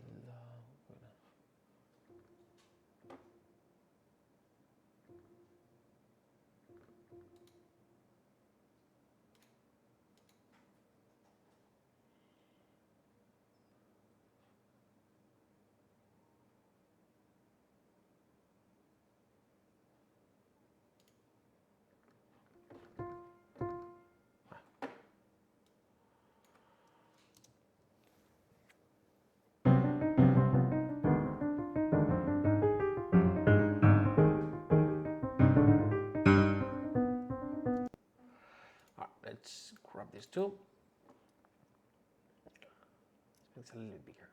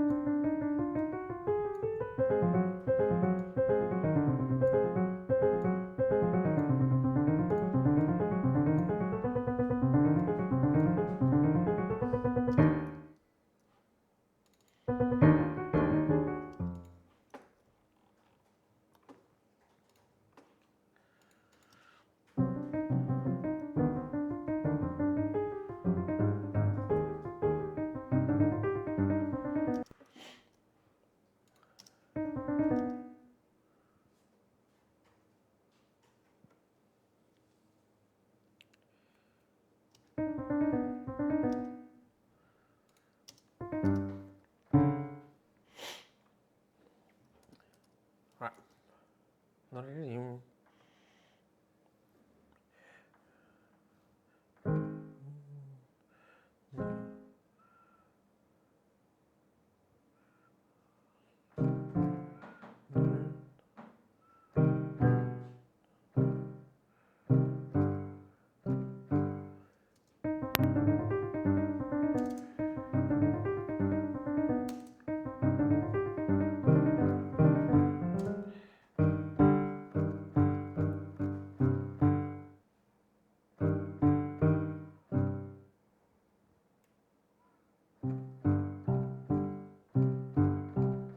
Here I'm gonna go tunnel.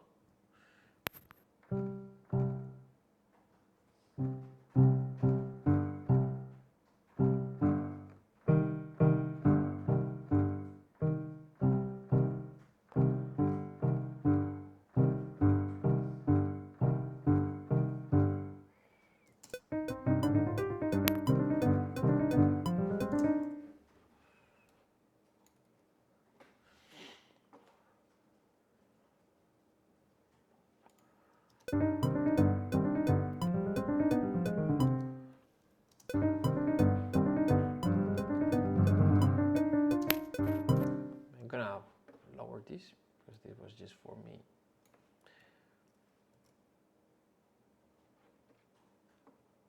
Earlier.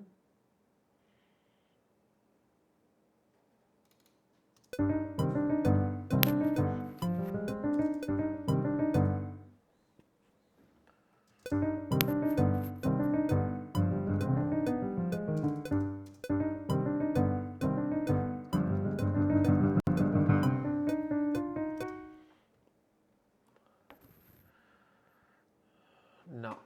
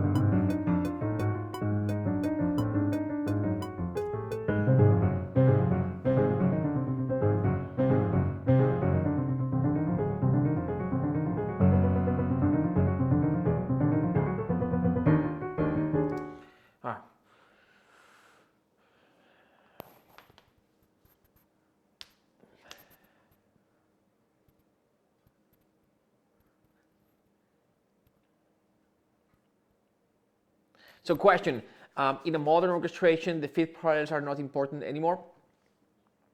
Not really. I saw many times composers work with them without problem. When you study harmonic conservatory, fifth and eighth parallels are hidden, are a huge mistake. Yep. But that is that's a theory.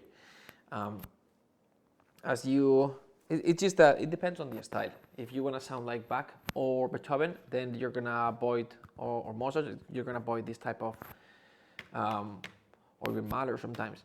But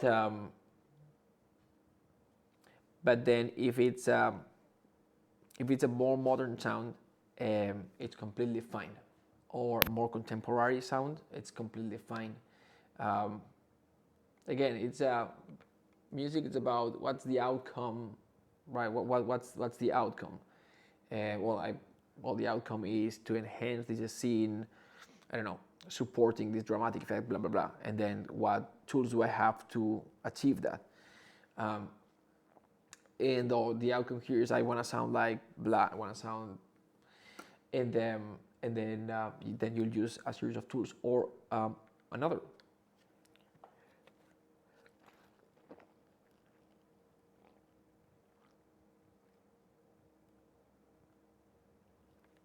Thanks for asking. It's a great question, though, Joseph.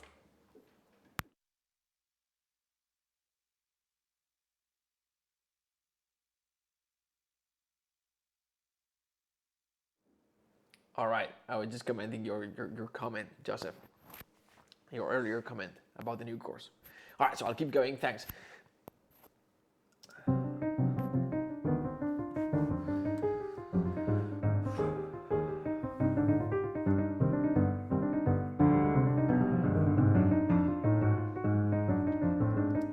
What goes on? What's going on here?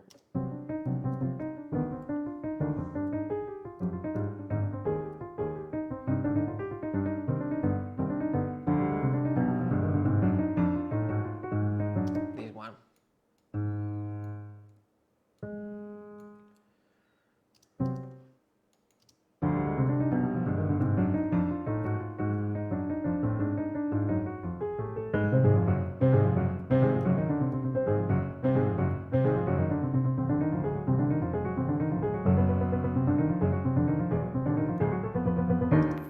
And then boom, and then we're gonna go up a third. Oops, oopsie.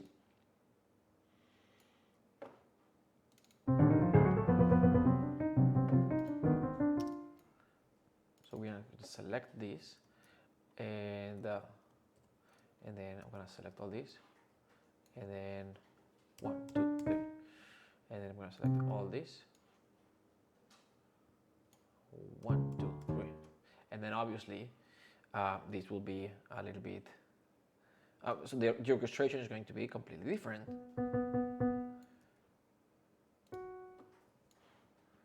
But the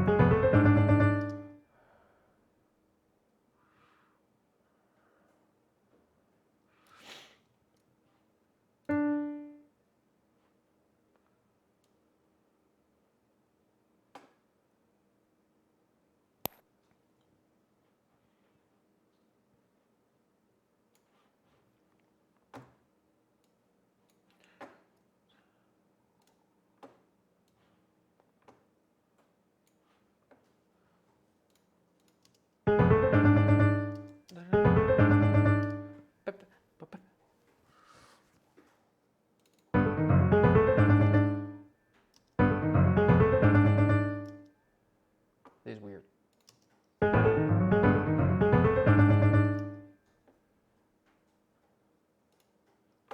Where did it go?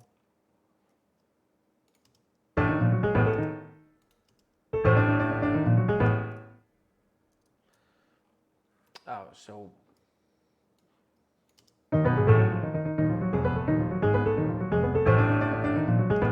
okay, so the gesture is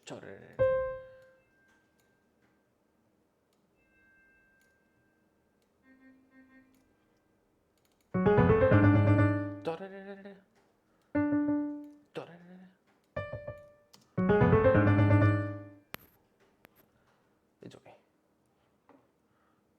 It's this guy that's making it not sound quite.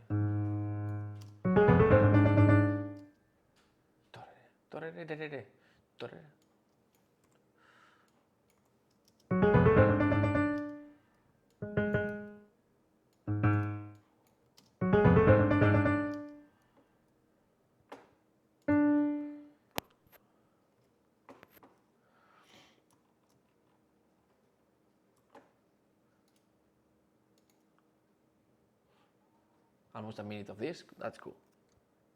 That's more than enough. Let's orchestrate this. No, that won't. Oof.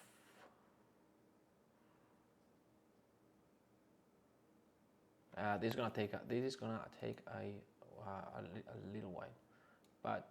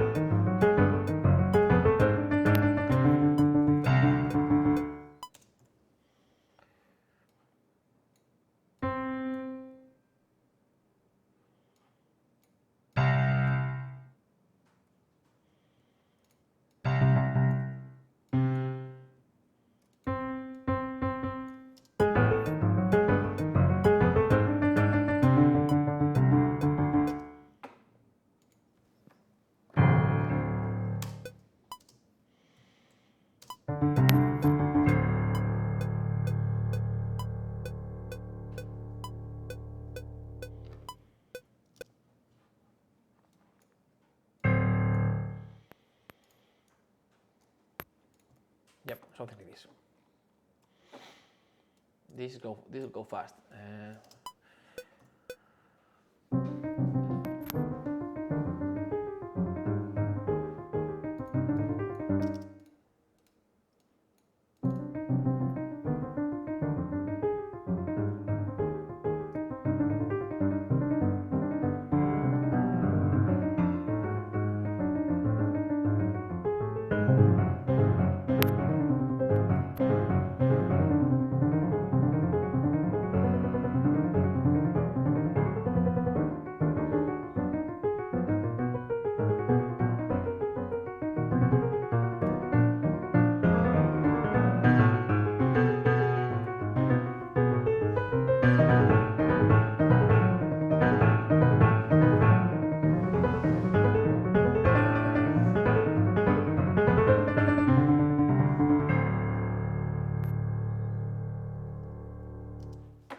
again this.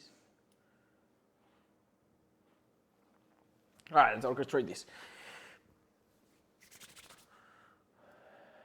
So let's see. It comes from this, which is good because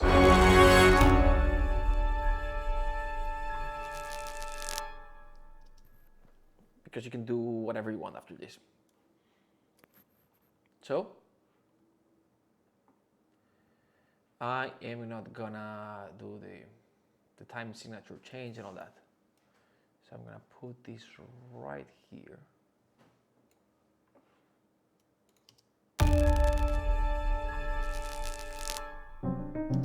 And then, so basically what I want to do is I want to make this sound modern, because right now sounds, it's, you know, if I orchestrate this with like just regular orchestral sounds, it's gonna sound a little bit like contemporary music, and I don't want to completely go there.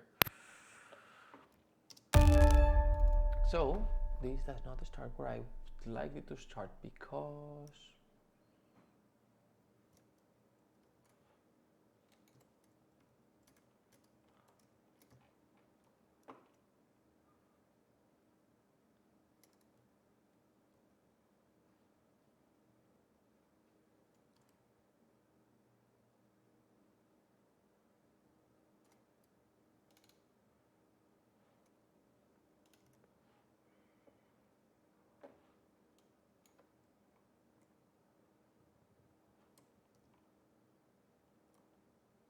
so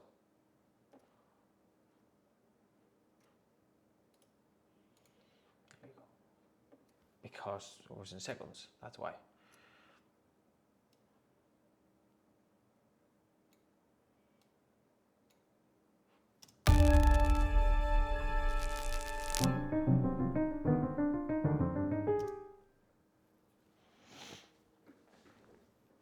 So if this is, what is this?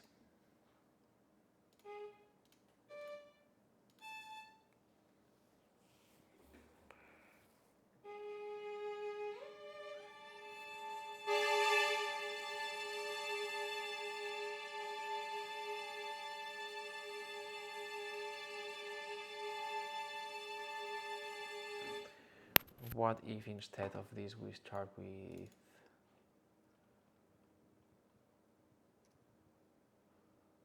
let's see what happens if we move this up.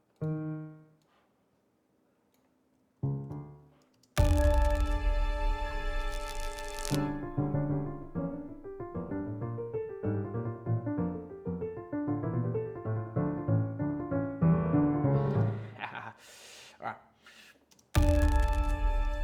Okay, so we've got this, and then we've got this.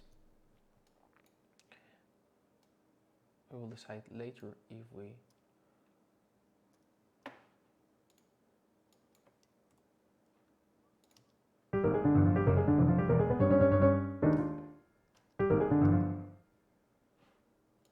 beat here bar. All right.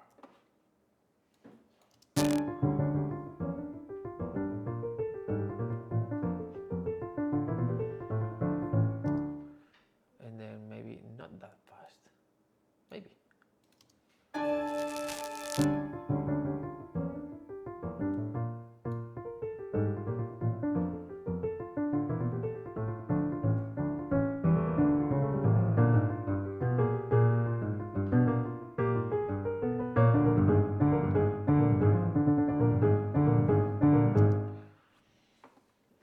We're gonna have the,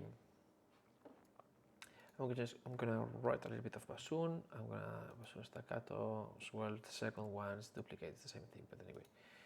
And there's this guy here. So I've got, so if I now go small, cool, and I'm gonna make the violin's harmonics a little bit longer.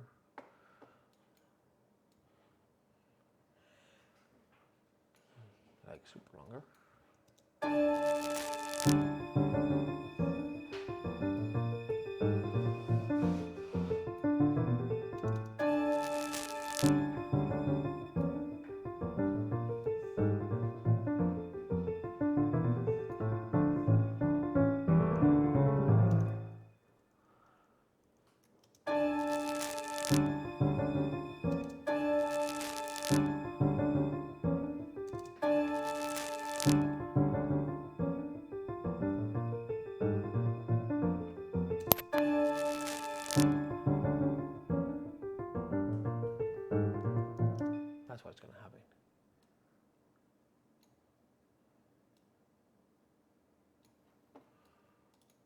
so we don't need them that long, just here.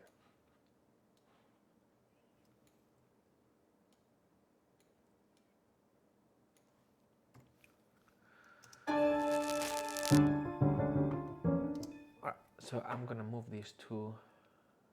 We're gonna start with the bassoon.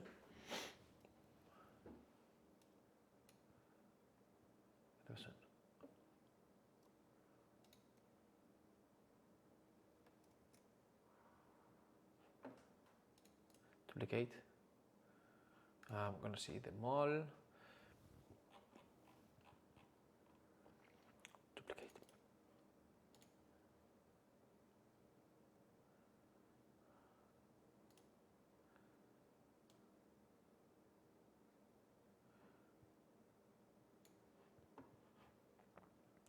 So I'm gonna copy these ones here. 1, 2, and I'm going to mute them, but I'm gonna have them if I start copying and pasting stuff around, which I may. So I'm gonna start with these. Then at some point I'm gonna pause it. But for now I'm gonna put these up here, and this is what, bassoon, right? No. Where's my bassoon? Bassoon, staccato, bassoon, long bassoon.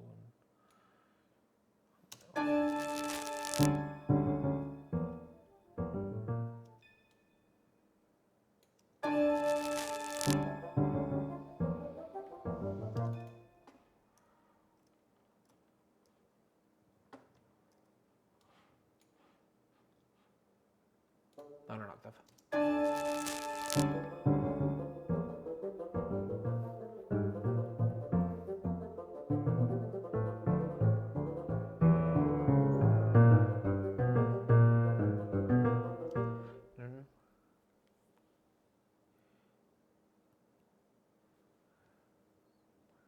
I'm gonna have, let's see.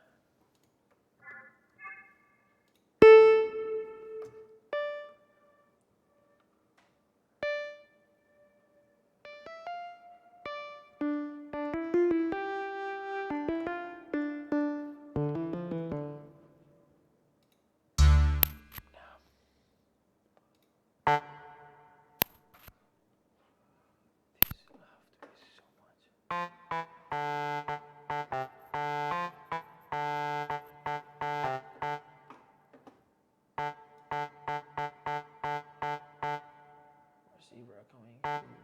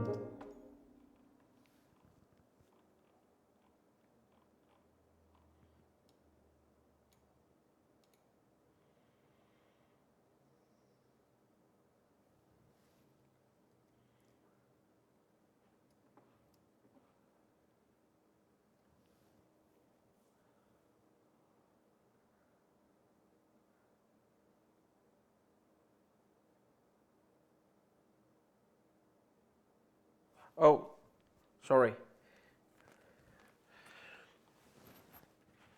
I didn't know. No, thanks. Sorry for the mic being hit by the headphones. Let me go here.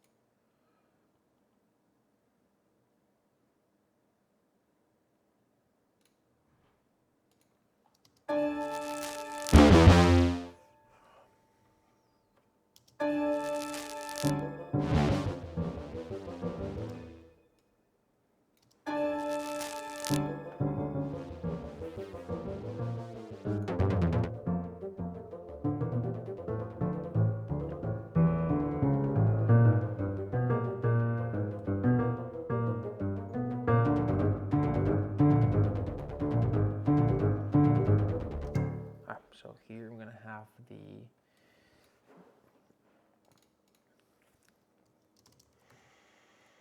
gonna be cool. And for now I'm gonna mute this one, and I'm gonna go here.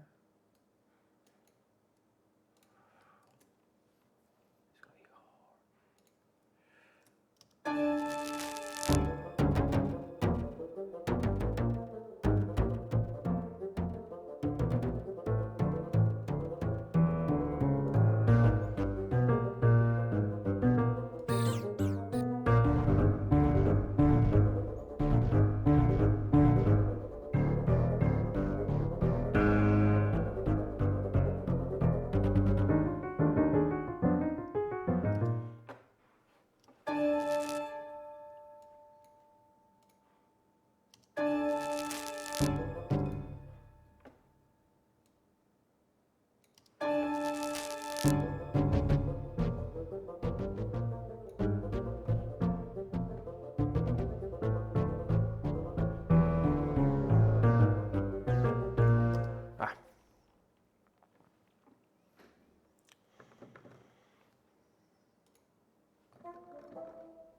gonna be I was gonna work on this.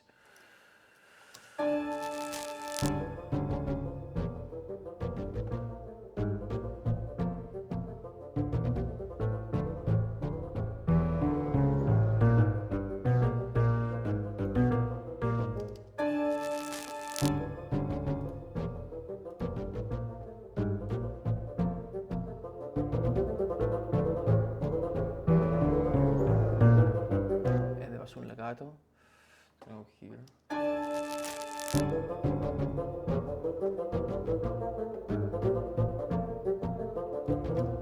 6 plus 2.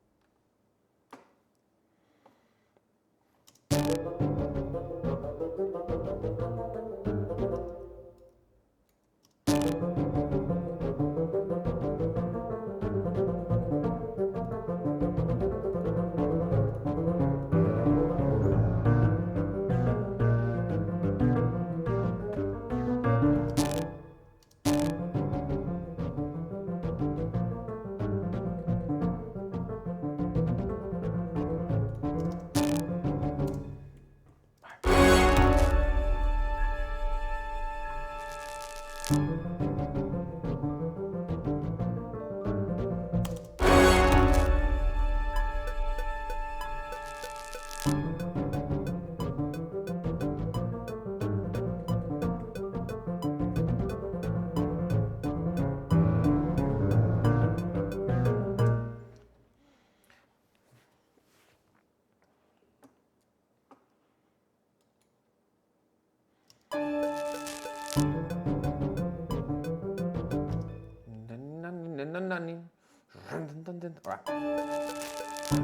right.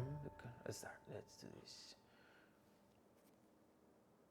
I'm gonna momentarily move these tracks up here. All right, so I'm going to move these tracks.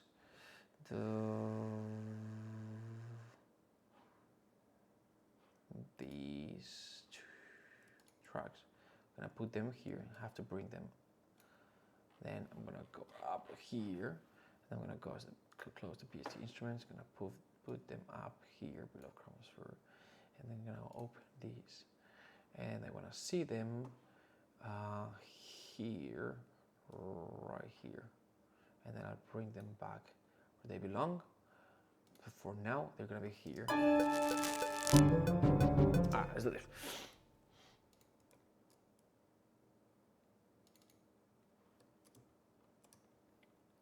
So I want to see this guy. So this is. I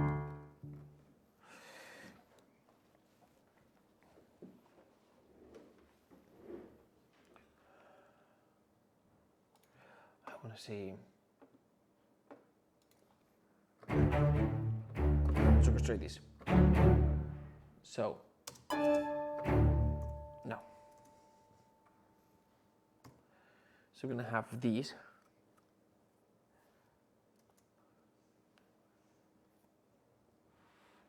I'm gonna have these.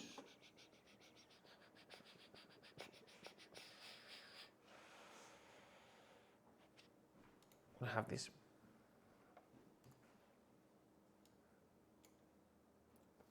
So let's close this.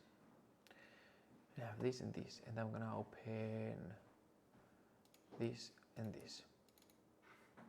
And I can choose now.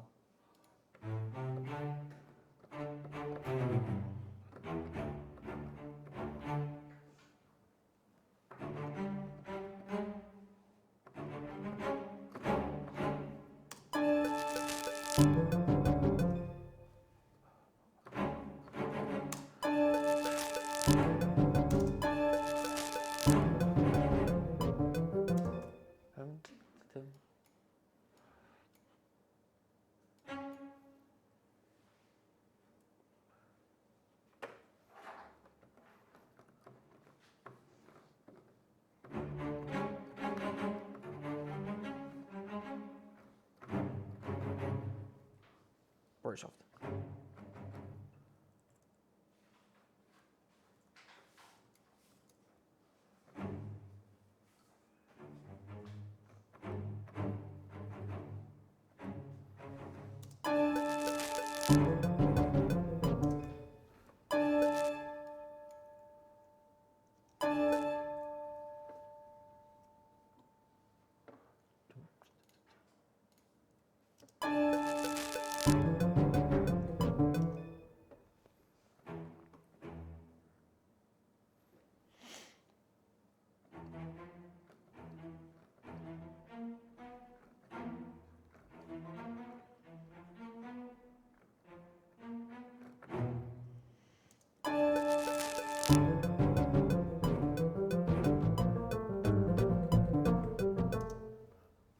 There you have here.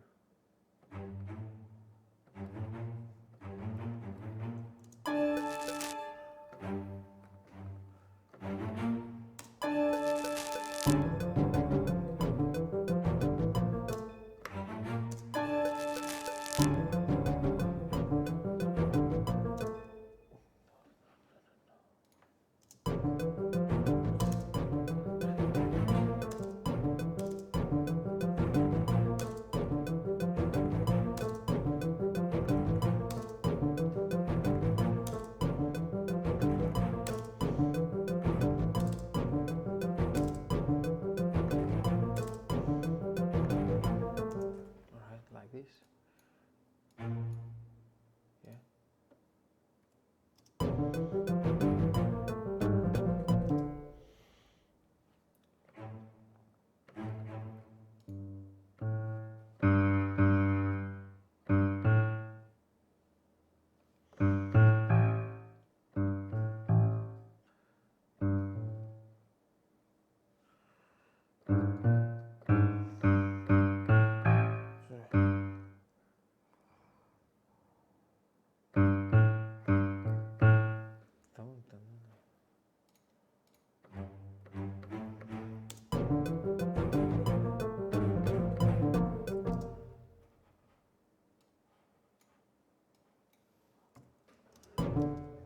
gonna bring the double bass here. Pum, pum.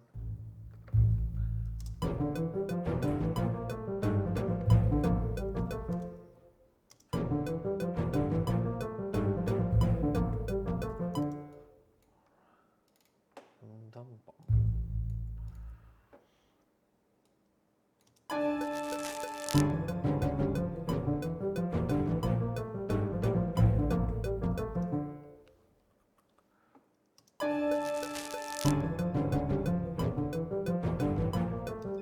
What if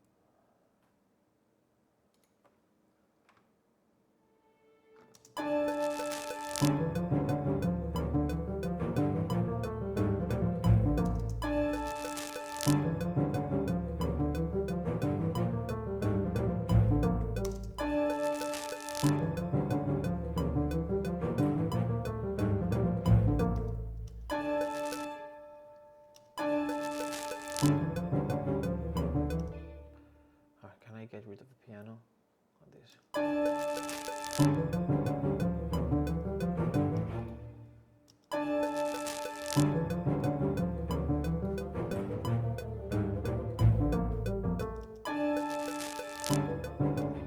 This guy is killing me. What is this? So I'm gonna just mute it for a second.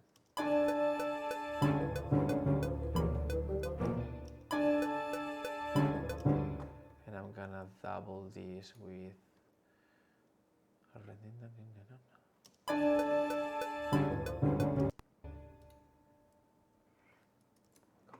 the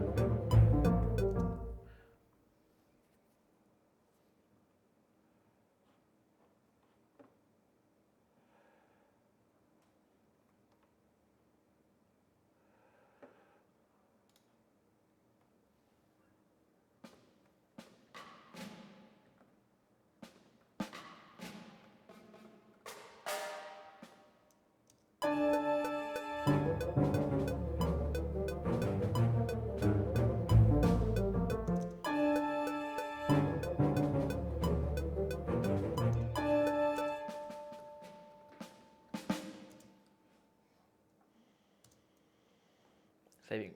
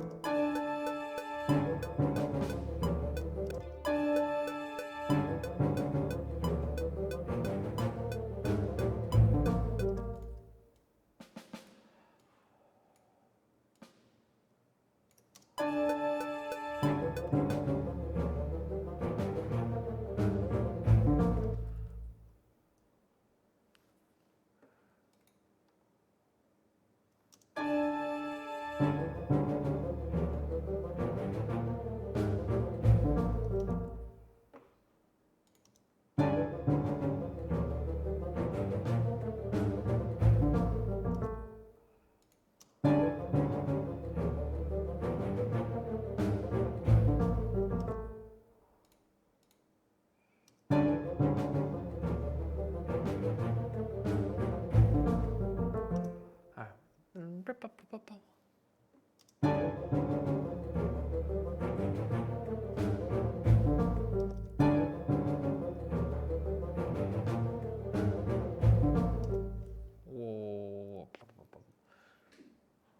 gonna, as soon as staccato, duplicate track, and I'm gonna get rid of this, and I'm gonna bring up.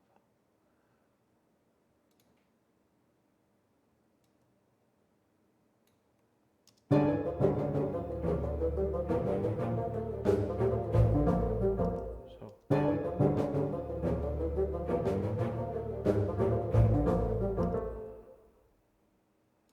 What if?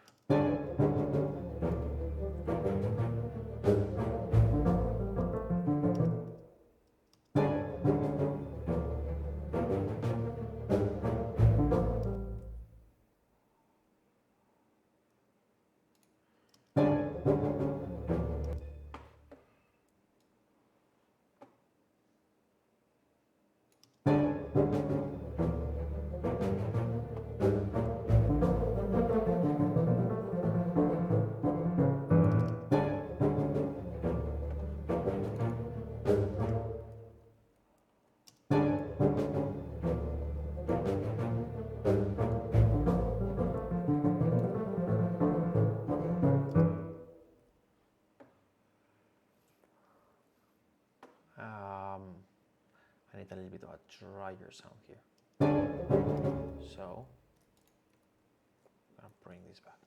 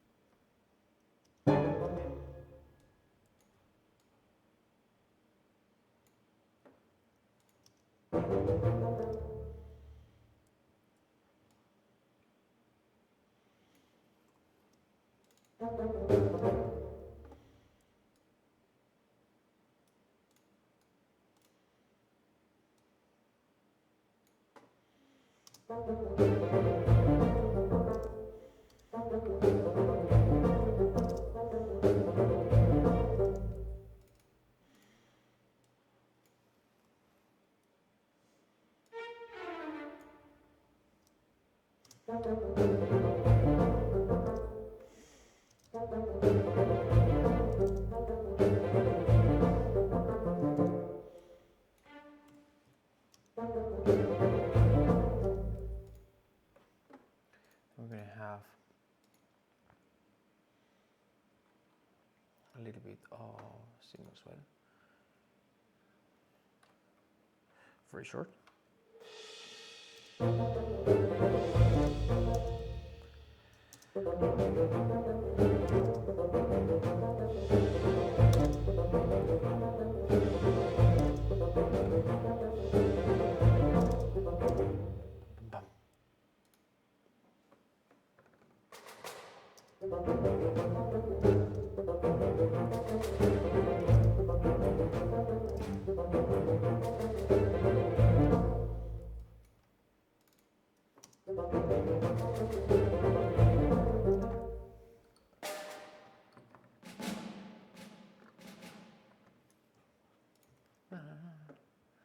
Where's my...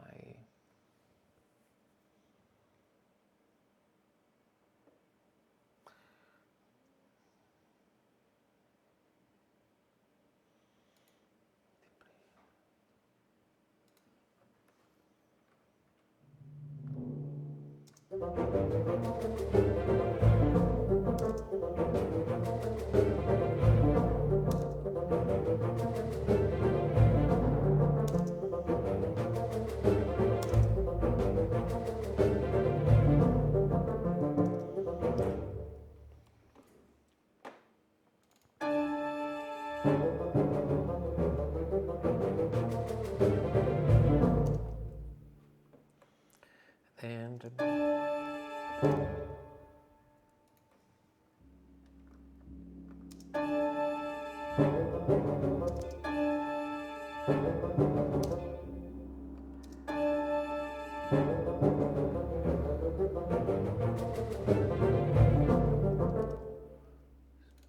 way softer.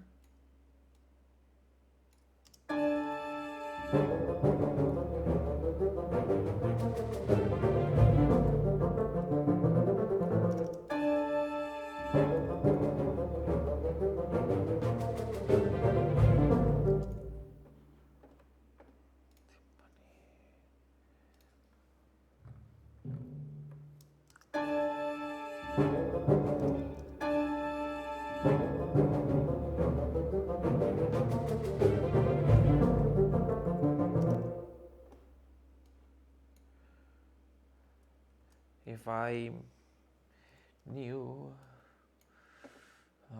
what notes I've got here.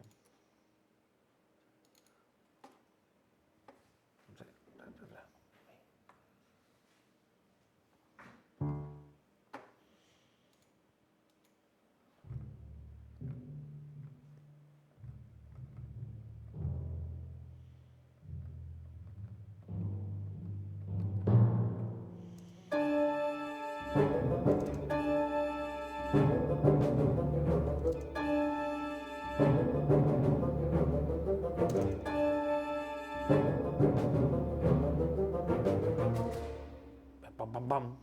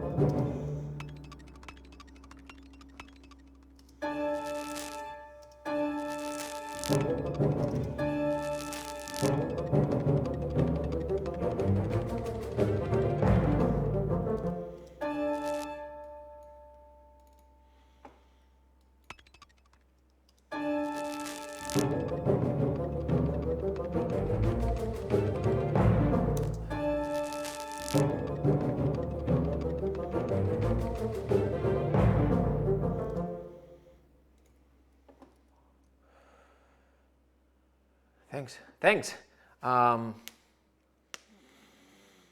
Thanks. I'm happy that you like it. At the beginning, I was like, oh, maybe I'm overcomplicating this.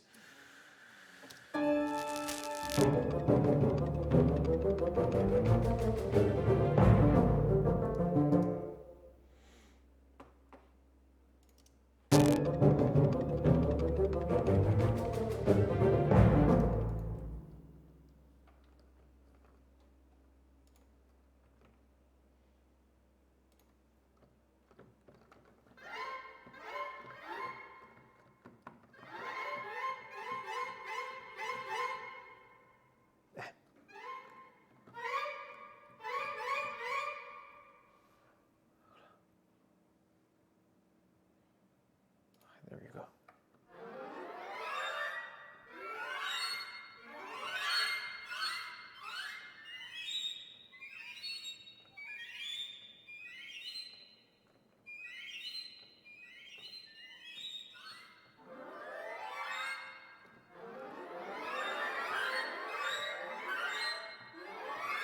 Not the moment for this. Not the moment for this, but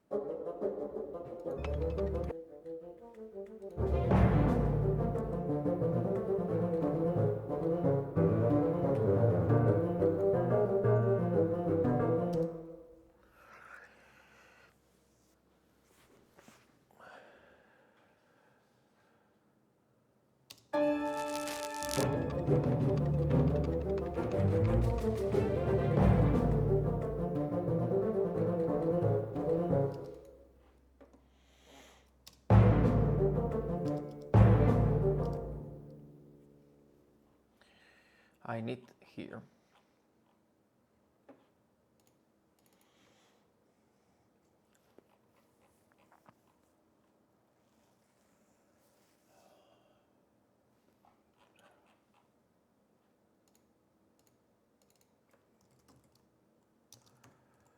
Because I don't have it, I should have it. I should have something like this.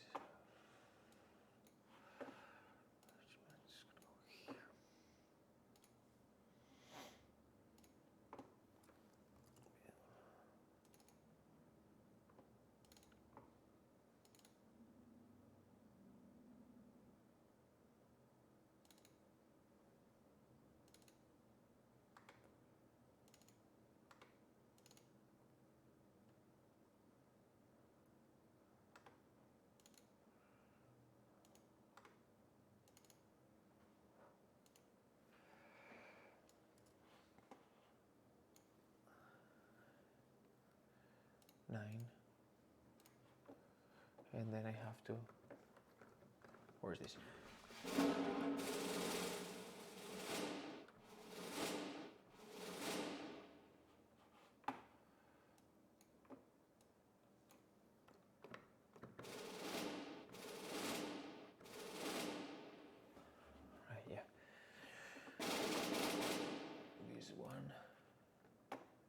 go to percussion,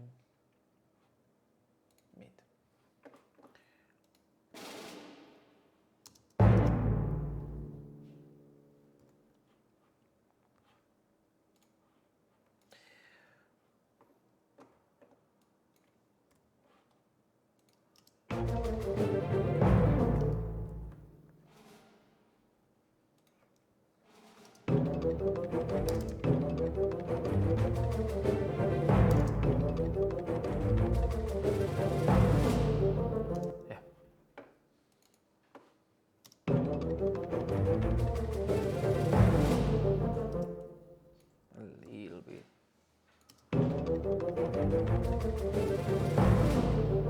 Nice.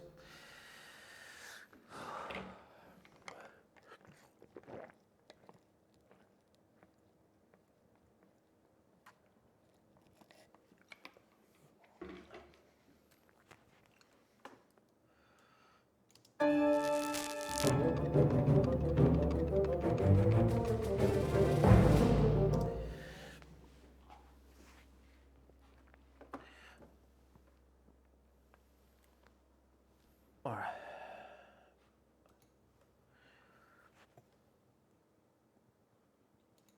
English horn to open the woods.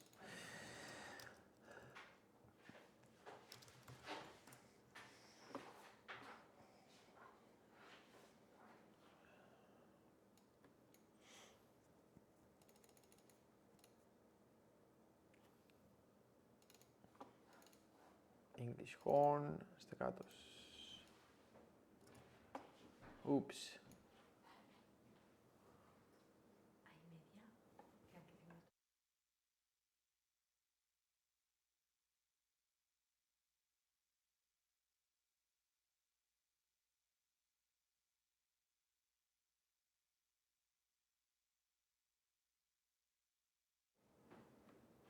Got 15 minutes and then I have to switch to something else.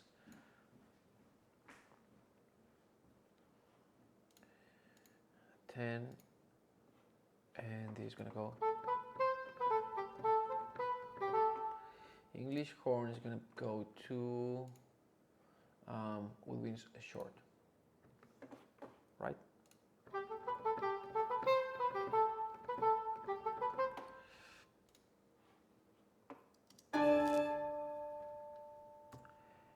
And now I can see this.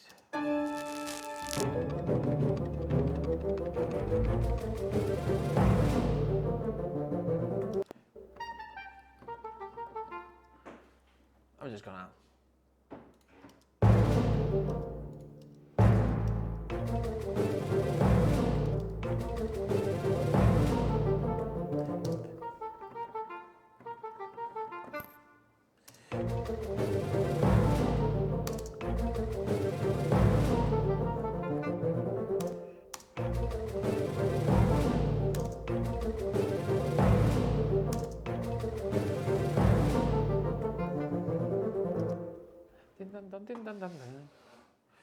So.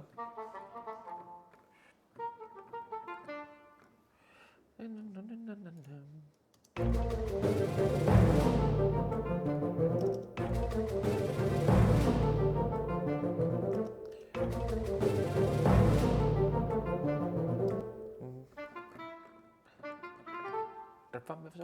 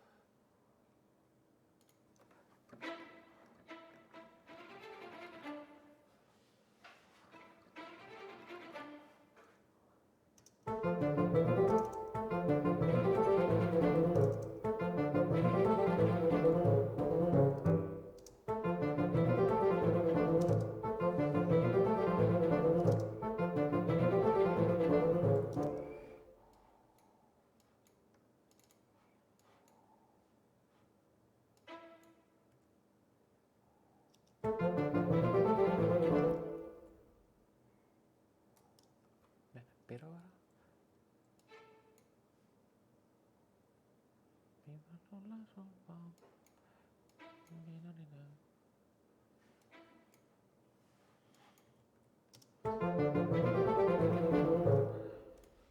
And then we're gonna copy these two.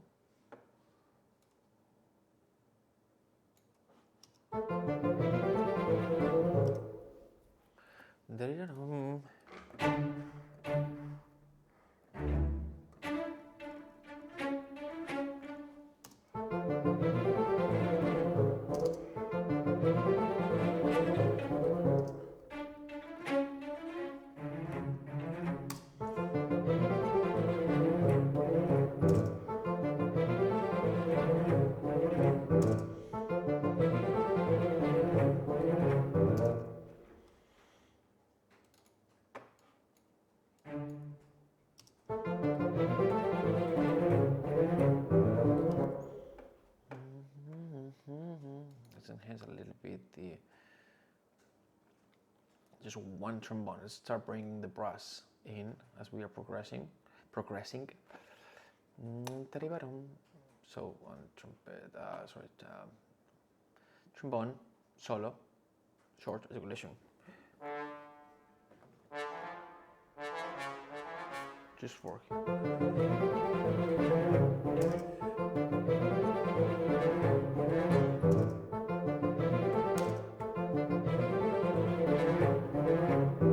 So this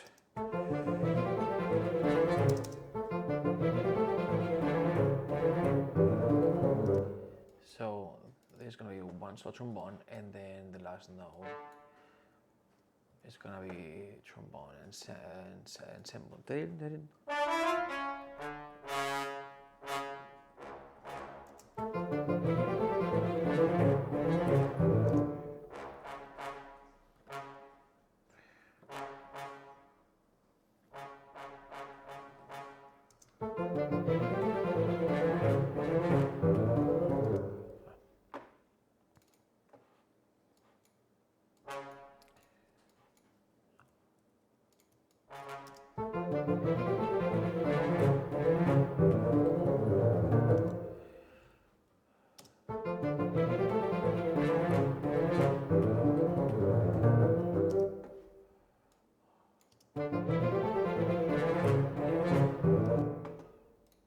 It's the first time introducing the brass, so I'm gonna hide it a little bit. And I'm gonna have this note because it's gonna give it continuity, even though. And then we're gonna add the tuba or something. Tuba solo, legato in octaves, really. Tuba and bass trombone. Yes, that's.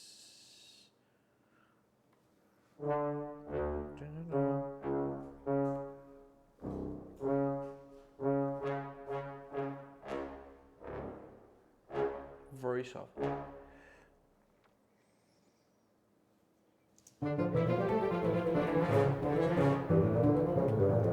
And then strings back. And it's gonna be softissimo.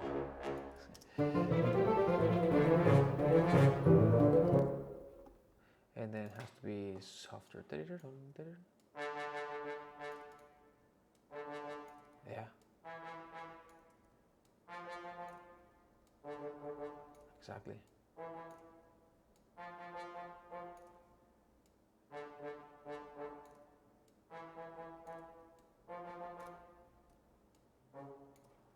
Exactly. Da-da-da-dun, da-da-da-dun.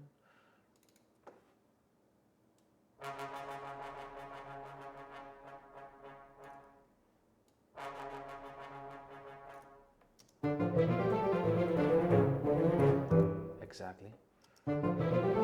Now it's gonna be a little bit just.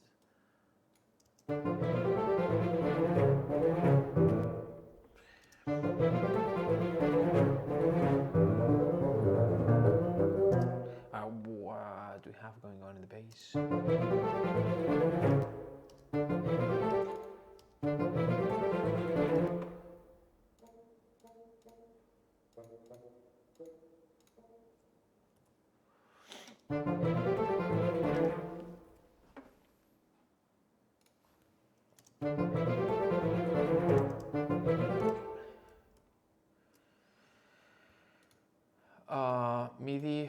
MIDI,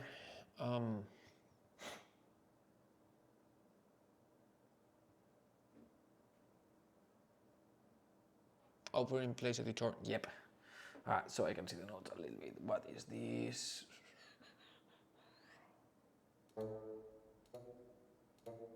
So this is.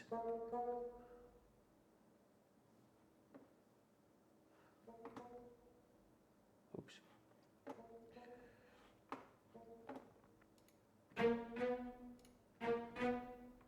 So.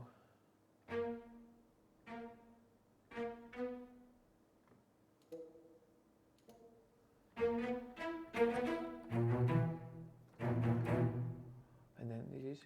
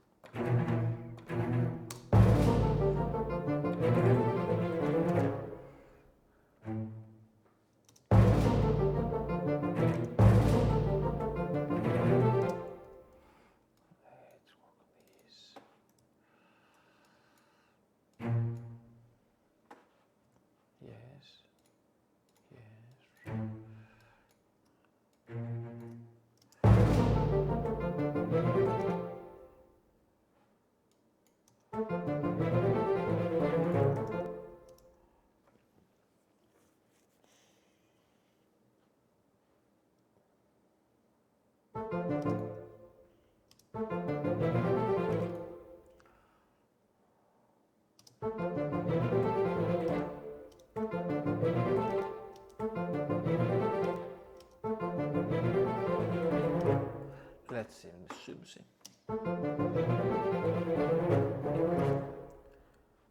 Snare is gonna help here a bit. Let's gonna decrease the tempo so Mark can write this.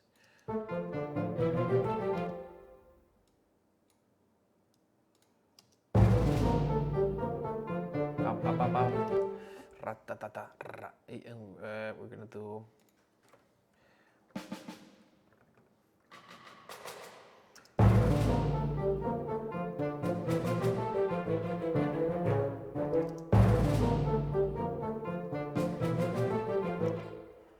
All right, and then we're gonna do snare roll.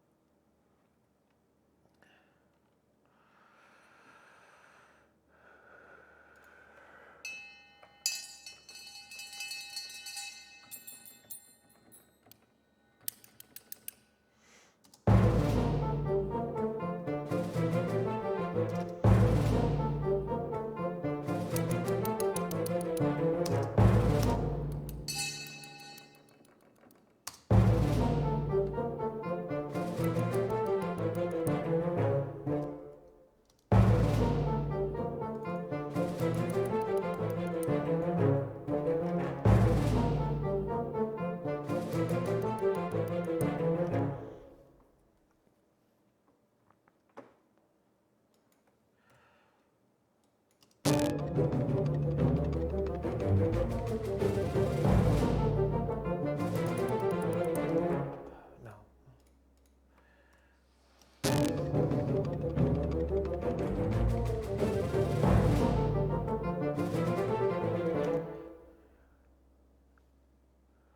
me see if this is a long shot, but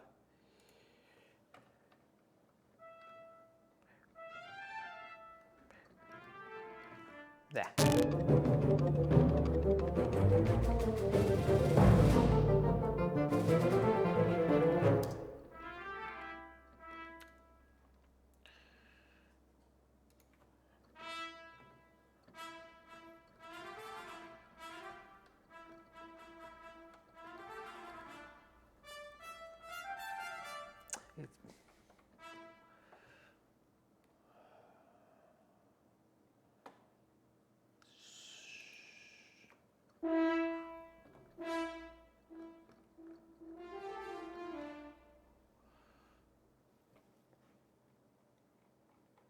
Goes here.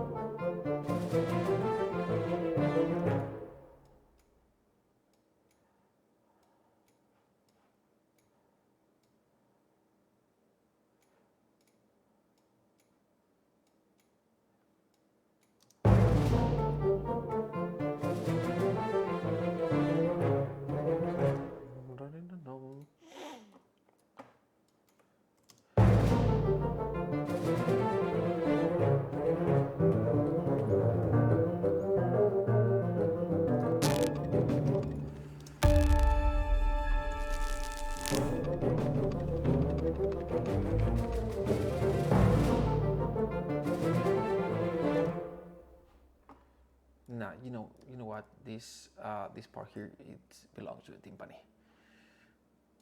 So, snare hits out. Can we move them here and then just find the right notes?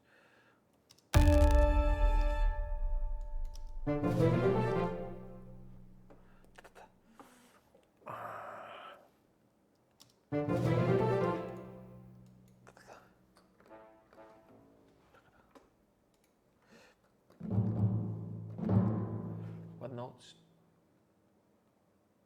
Again.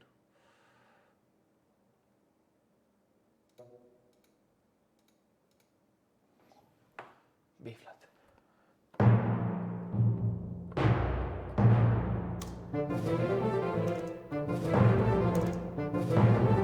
Takata. Give me space here. That's what I needed, yep.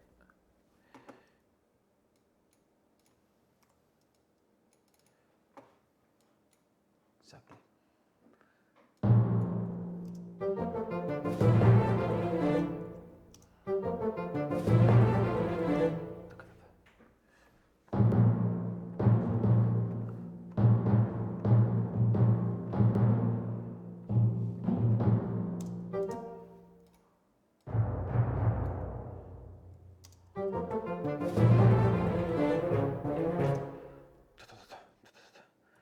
And I'm gonna stop here in a second.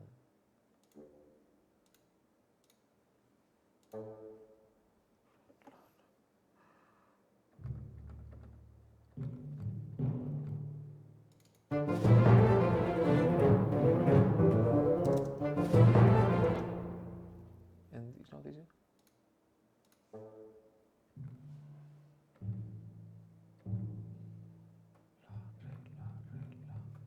Yep,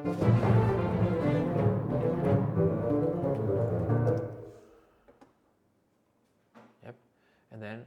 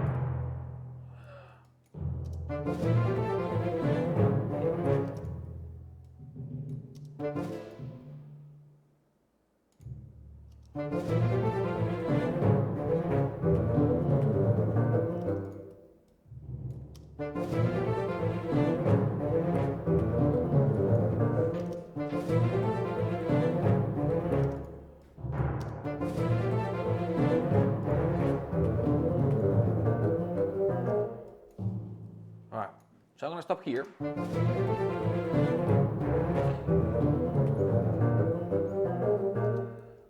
right. So this is complex, but it is a lot of fun. And let me just.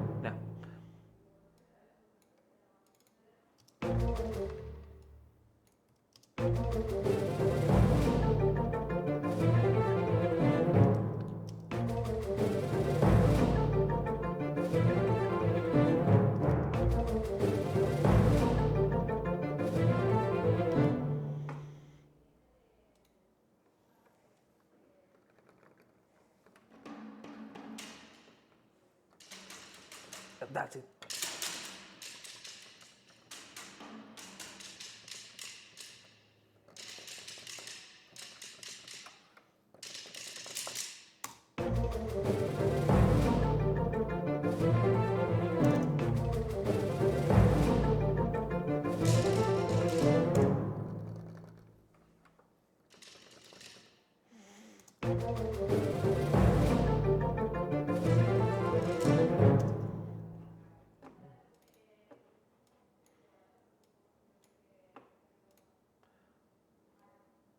Para.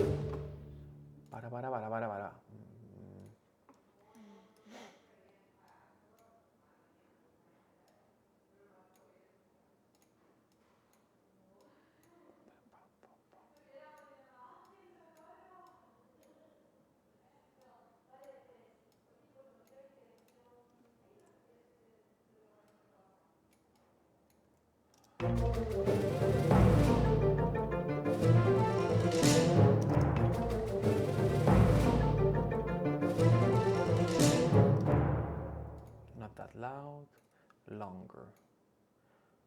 Yepa. Not that loud. And then finishing.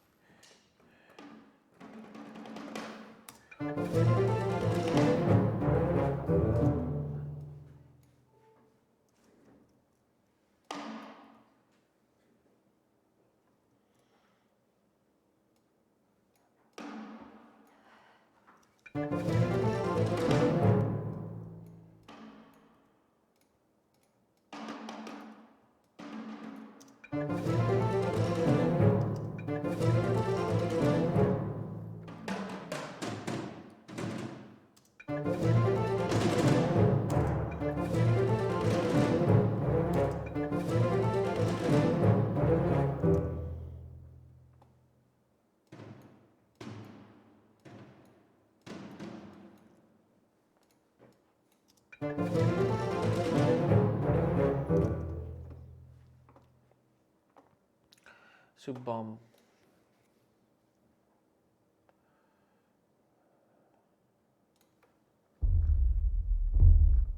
It's very short. Boom, and it kills it.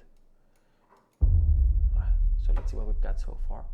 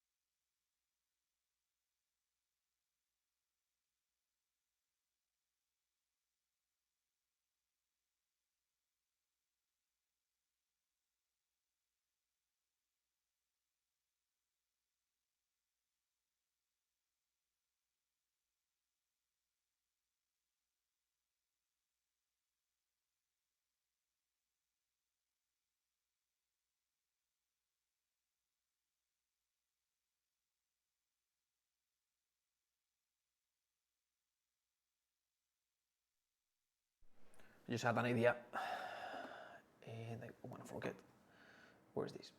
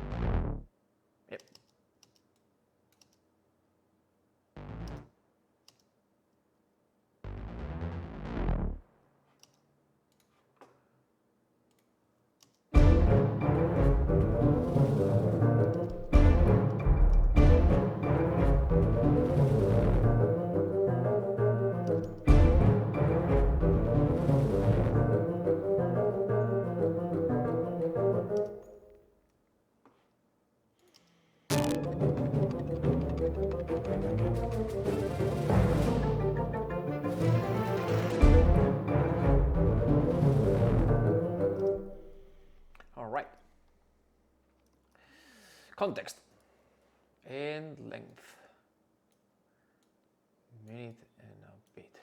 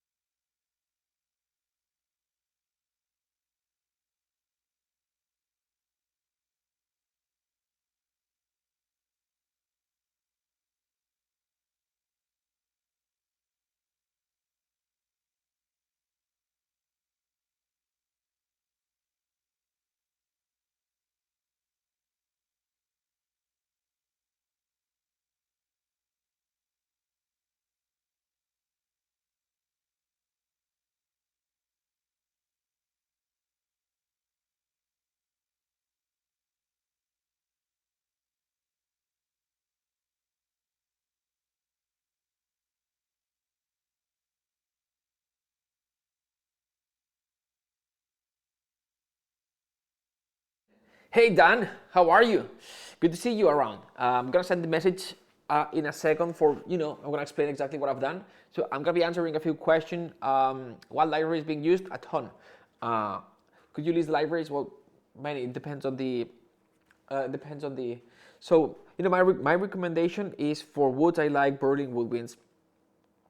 For brass, I like, but I'm just gonna give like my go-to library. Obviously, I use more, but for woods, Berlin, orchestral tools, Berlin woodwinds. For brass, senior brass, I use that one extensively, and for strings is I would say every string library out there, but yeah.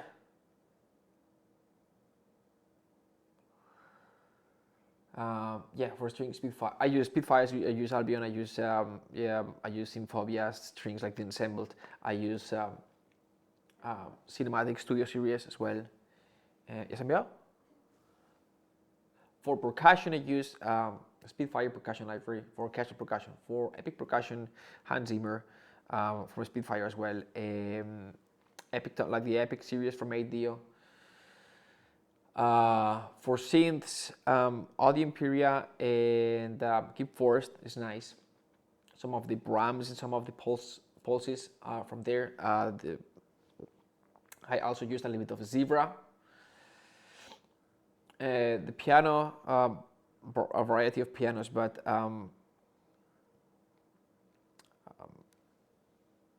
the Sound Iron emotional piano is very nice. I also like very much the orchestral tools, the Grand.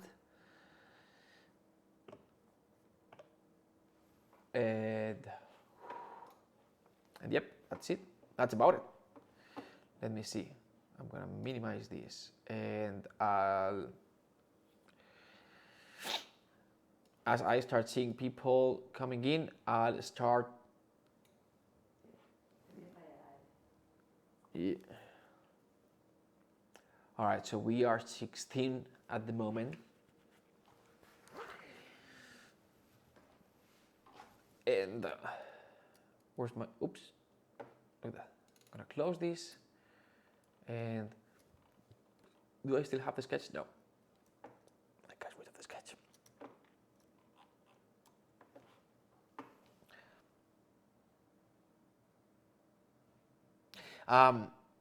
Catalin, how do you manage all these libraries? I have trouble remembering them. That's a great question. That is an outstanding question. Thanks for asking. I think this. I have been. You'll see in my template. I'm using some libraries that I'm using. They are not like the trending libraries. They are not the. They are very old libraries. I believe this. One of the secrets of orchestral vocal production is not what library do you have or what library do you buy. Is how good you know that library and how good you are making it sound good.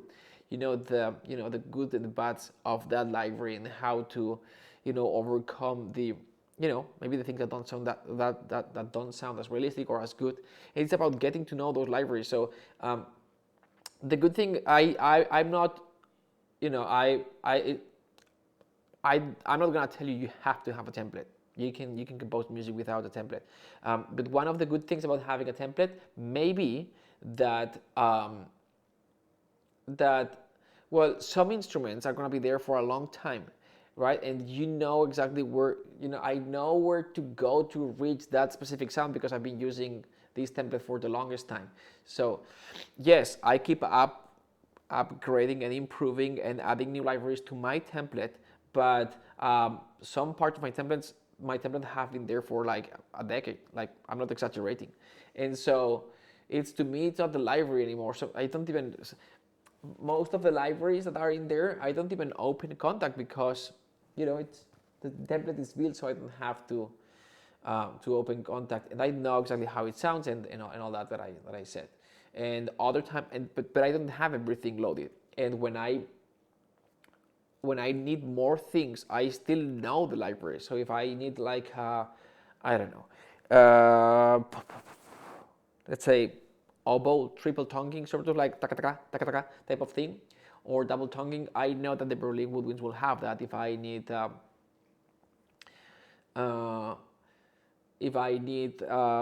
like a very expressive violins, piano to mezzo piano to piano, piano to mezzo forte to piano, I like the recordings of the Adios Adagios series, right? So that's that. So hopefully that answers the question. Let me just refresh here real quick.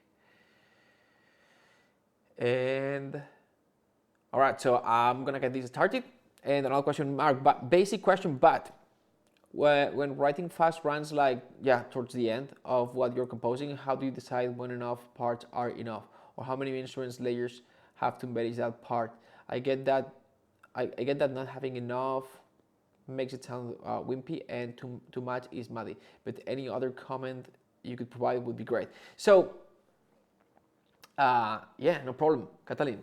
So Richard, so here's the thing, it's to me, it is not deciding how much doubling do I have to do so it sounds realistic. The realistic or non-realistic is, it's very hard to create a realistic run with a library that doesn't have runs. If I want a realistic run, I'll use a library that has runs, like woodwinds runs, string runs. A trick to make the string, so if you don't have a library that has runs, then with the strings, a trick is combining staccatos, legatos, and tremolo to simulate the run. So staccato notes, legato notes, and tremolo notes, and that helps simulating the run. Yes, the more people that you put in there, the more that you dissimulate the lag. The problem with using, let's say, staccato notes is that they sound too perfect. Using long notes, they don't have enough attack. The tremolo is a good compromise. And so you can use that, staccato long and tremolo, or staccato legato and tremolo, to simulate the strings run. But the amount of people that I put, like the amount of I'm gonna have strings and woods, and that doesn't have to do to me with getting it to sound realistic. I can make it sound realistic with just violins, either by using a violins run that is in the library, like something like this, right? Something like this.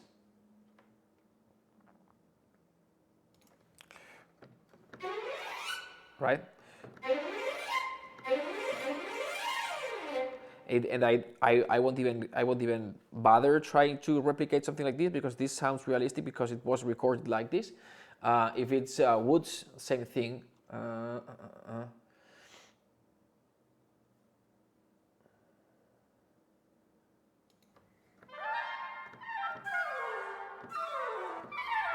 Right, I'll be using this. So the amount of people depends on the orchestra. What am I going musically? Is it a build? Is it the end of a crescendo? Is it leading to a climactic moment? That's what's gonna dictate me how many sections are how many instruments are gonna be doubling that specific run. Hopefully that answered the question. It's a great question. Thanks. All right, so let's do this. Hey, thanks for joining. So here's what we've got so far. I have not done a lot today. So basically, we ended yesterday with a big section here. Big section that sounded something like this. It's gonna sound loud.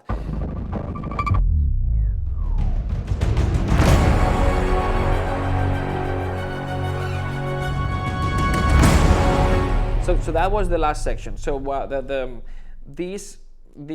we had up until now, it was a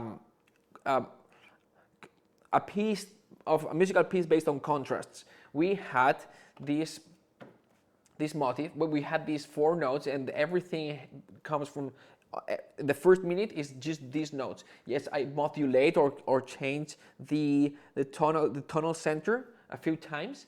But it's basically these notes, and from these notes, this motif. That's what we've got for the first minute. The second part is going to be a little bit more melodic, but still the harmony below that. The second part. What I wanted to do is like a more tonal, like minor tonal type of melody with some at atonal chords below, but still the functions in a way a little bit tonal, like 5-2-1 for all these things, right? So that's what I'm trying to do now. This second part here, that's what I'm pointing at. This second part here, I'm still working on it. It is gonna take me quite a lot of time. This is a little bit more complex musically speaking, and it's the way, I'll show you how it sounds in a second. The way I got here is I was progressing with this first part, contrast based, and after this big brass moment, my idea is like big brass epic, sort of like far type of big space type of sound to a smaller, closer type of sound, and then big again, small again, and then transition to the second part of the piece, which is more melodic, and it goes from like one style to another. And so what you're gonna hear now is you're gonna hear the entire piece. We'll get to this point at about bar 29 with like this big massive sound, small, big massive, small, and then transition. Okay, so let me just show you what I'm working on at the moment. What I'm working on is something like this. This is the piano sketch.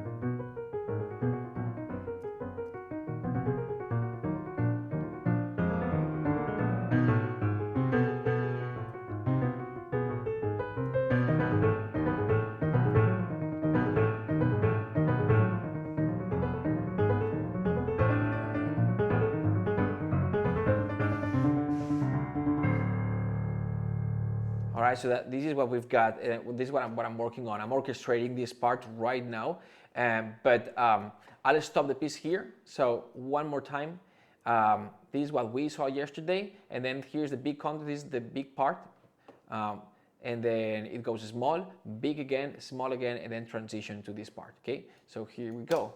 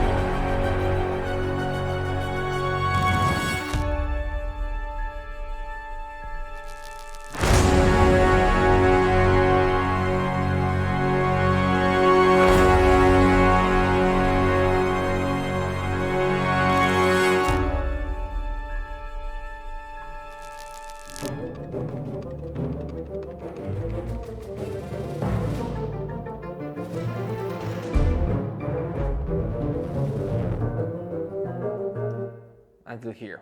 So that's what I'm working on. So in here basically it's a very the orchestration moves from one section to the other very quickly. Let me just put this again.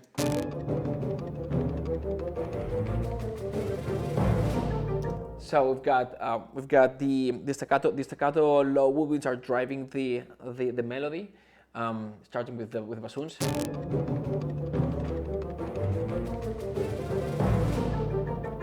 Here we've got the English horn coming in. We've got the percussion doing its own things. We've got the snare here and the snare here.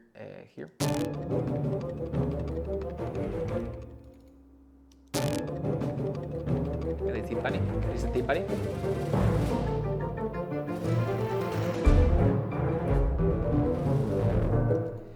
We also have some So the snare, timpani, and different percussion here and there. You've got some hybrid elements going on.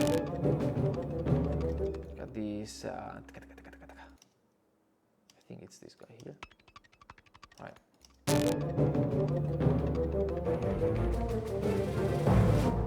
We've got sometimes synths coming in at some point, like this one here. Right.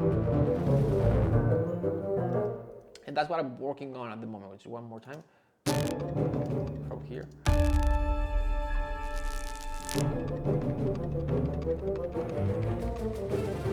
Let me just put it.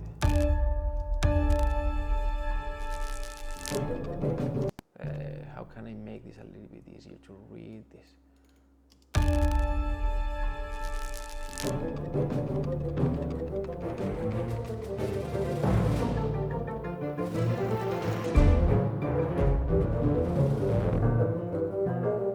And that's I stopped there. All right, so just that this takes a little bit longer. All right, cool. So that's it. I gotta go. Thanks for joining these 5 minutes. I will stay here with you composing, but I went a little bit longer. So it's like I want to add something else. So at the end, what I'm gonna do is at the end I'm gonna export the MIDI file so you can open in your sequencer. And even though you won't have the same tracks, obviously, but you can study what I've done. So I've got 4 more days of composing, and then we're gonna export these stems. We're gonna simplify all these into like a 20, 30 steps, something like that, and then we'll transition to 2 days of mixing. We'll see how long this piece really gets. And I want this part that I'm composing at the moment not to sound too symphonic, too orchestral, too like a little bit going back to like classical contemporary type of sound. So we'll see how it goes. My idea is that towards the end this sounds very, very big. My idea was that this part, the initial part, is based on contrasts, and I wanted this part to have this one melodic thing that drives the piece for like a minute or so, and getting it something bigger. So you can see here at the beginning we've got the woods, then we start adding a little bit of strings. Towards the end, in a very, very subtle, we started adding some trumpets, not trumpets, some horns, and we started adding the solo trombone, and then transitioning to this part here. The solo trombone coming in. The last note is trombone section and tuba. This part here. And this one. Right, that's what we've got here. But it's very, very subtle, blends in very well, and then as it grows, it will be more, at some point, it will be bigger, more casual, and more homophonic, like everyone doing the melody, and basically we will have 2 lines, the melody and the harmony below, towards the end, to have like a more epic, climatic, and then we'll transition to another section. So we've got, so the idea here is that strings, and we've got woods, then the strings coming in, some percussion, and here towards the end of this section, bringing in some very subtle brass, and then adding a synth towards the end. This is synth that, in a way, it sounds more like brass than strings. This part here, obviously it's not brass. It's a typical. But it takes the lead of the brass in a way. Right. So at the end, the idea is to all these things that are fragmented, to push them together, and at the end we will have everyone at the same time. It'll simplify all this as these 40 seconds of music progress. All right, so that's it for today. Thanks for. Oh, this is just for not for my portfolio. This is just for. We've got this class called Music Theory and Composition Master, and this is part of the class. Every day we have a chat like this. It's a little bit shorter, where we study different styles, right? So the first week is the pre-training. We study music theory, counterpoint, and all these things. And then at the end of the week, we talk about music production. And it's just like a week to make sure that everyone's on the same page. And then there's like 30 days of, it's like a year, it's 1 year long course. But the first 30 days is with me daily. The first week is sort of like pre-training, music, and and production. And then after that, every day is one style. We start with love, sadness, suspense, action high intensity, action mid intensity, and we study music through the study of styles. Because sometimes just studying music is very theoretical. Like, okay, here we go, harmony, counterpoint, blah blah blah blah, right? And then learning all these things is nice, it's good to have. But then, how do you apply them so you get the outcome that you want? It's like, okay, I need to write music for this scene, or for that video game, or for this concert, whatever it is, right? And how do you combine all these things to achieve the type of sound that you want? And so I believe that studying music through music styles, it's fun, and also you learn that each style is not about knowing all the things, it's about knowing which ones you have to choose and which ones not to use in order to you to sound like that style. And obviously we studied the cliches, we studied the film music cliches, but then at the end you'll be adding your own little things that create your own voice. And so this is part of the class as well, but we decided to stream this live to everyone to see how for you to get a feel of that. So at the end, we compose live. So I do a little bit of composing. It's simpler than this, obviously, but I do a little bit of composing, and then the students do a little bit of composing.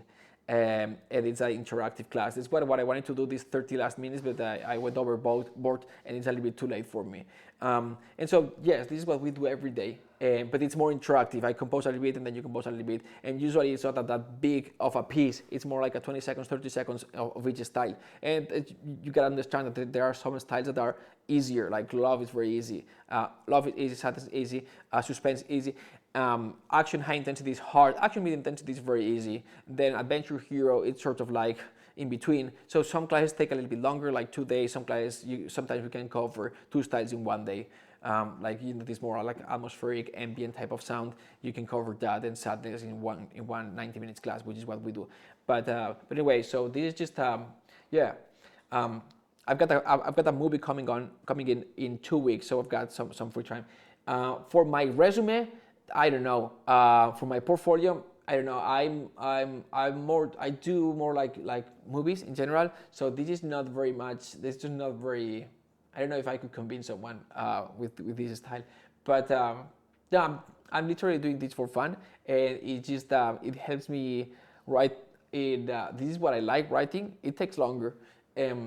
But it's not what I always get to write. So I think I'm doing this for fun. If it's a really cool piece at the end, and after the mixing and mastering sounds great and awesome, then yeah, I could include that somewhere. But no, initially it's just it's a part of the class. My life is divided with composing for mostly movies, and then cinematic composing. And I'm spending most of the time now with this MTCM, the music theory and composition master. I can put the link here. It's compositioncourse.com. Compositioncourse.com. Compositioncourse.com. I think I didn't mess it up. Let me see. Click. Yeah, it works. Okay. Yeah, I spelled it correctly. We are closed at the moment. We're not open. We just take 20 students every month. Because as you can imagine, doing this, the classes are like live, like Skype. We use Skype, we use Zoom, we use Skype to communicate, and I can see them composing, they can see me composing. So obviously it's gonna be a small group. So we're gonna be opening at the end of this month, I believe. ¿Cuándo abrimos? The 20th. For 4 days, 20th to 23rd, and then usually we fill up the spots real quick because we have a waiting list. So if you're interested, join the waiting list, and we will let you know 1 day before we open. Anyway, this is not about promoting the course. So thank you all for joining. If you like videos like this, feel free to subscribe to the YouTube channel or to follow us on Facebook. If you are on YouTube, hit the bell, and so you'll get a notification whenever I go live. Tomorrow I'll be here 2 hours later than today, or something like that. ¿A qué hora mañana?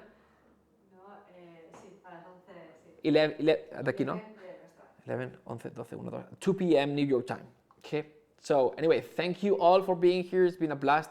I'll see you tomorrow. All right. Bye-bye.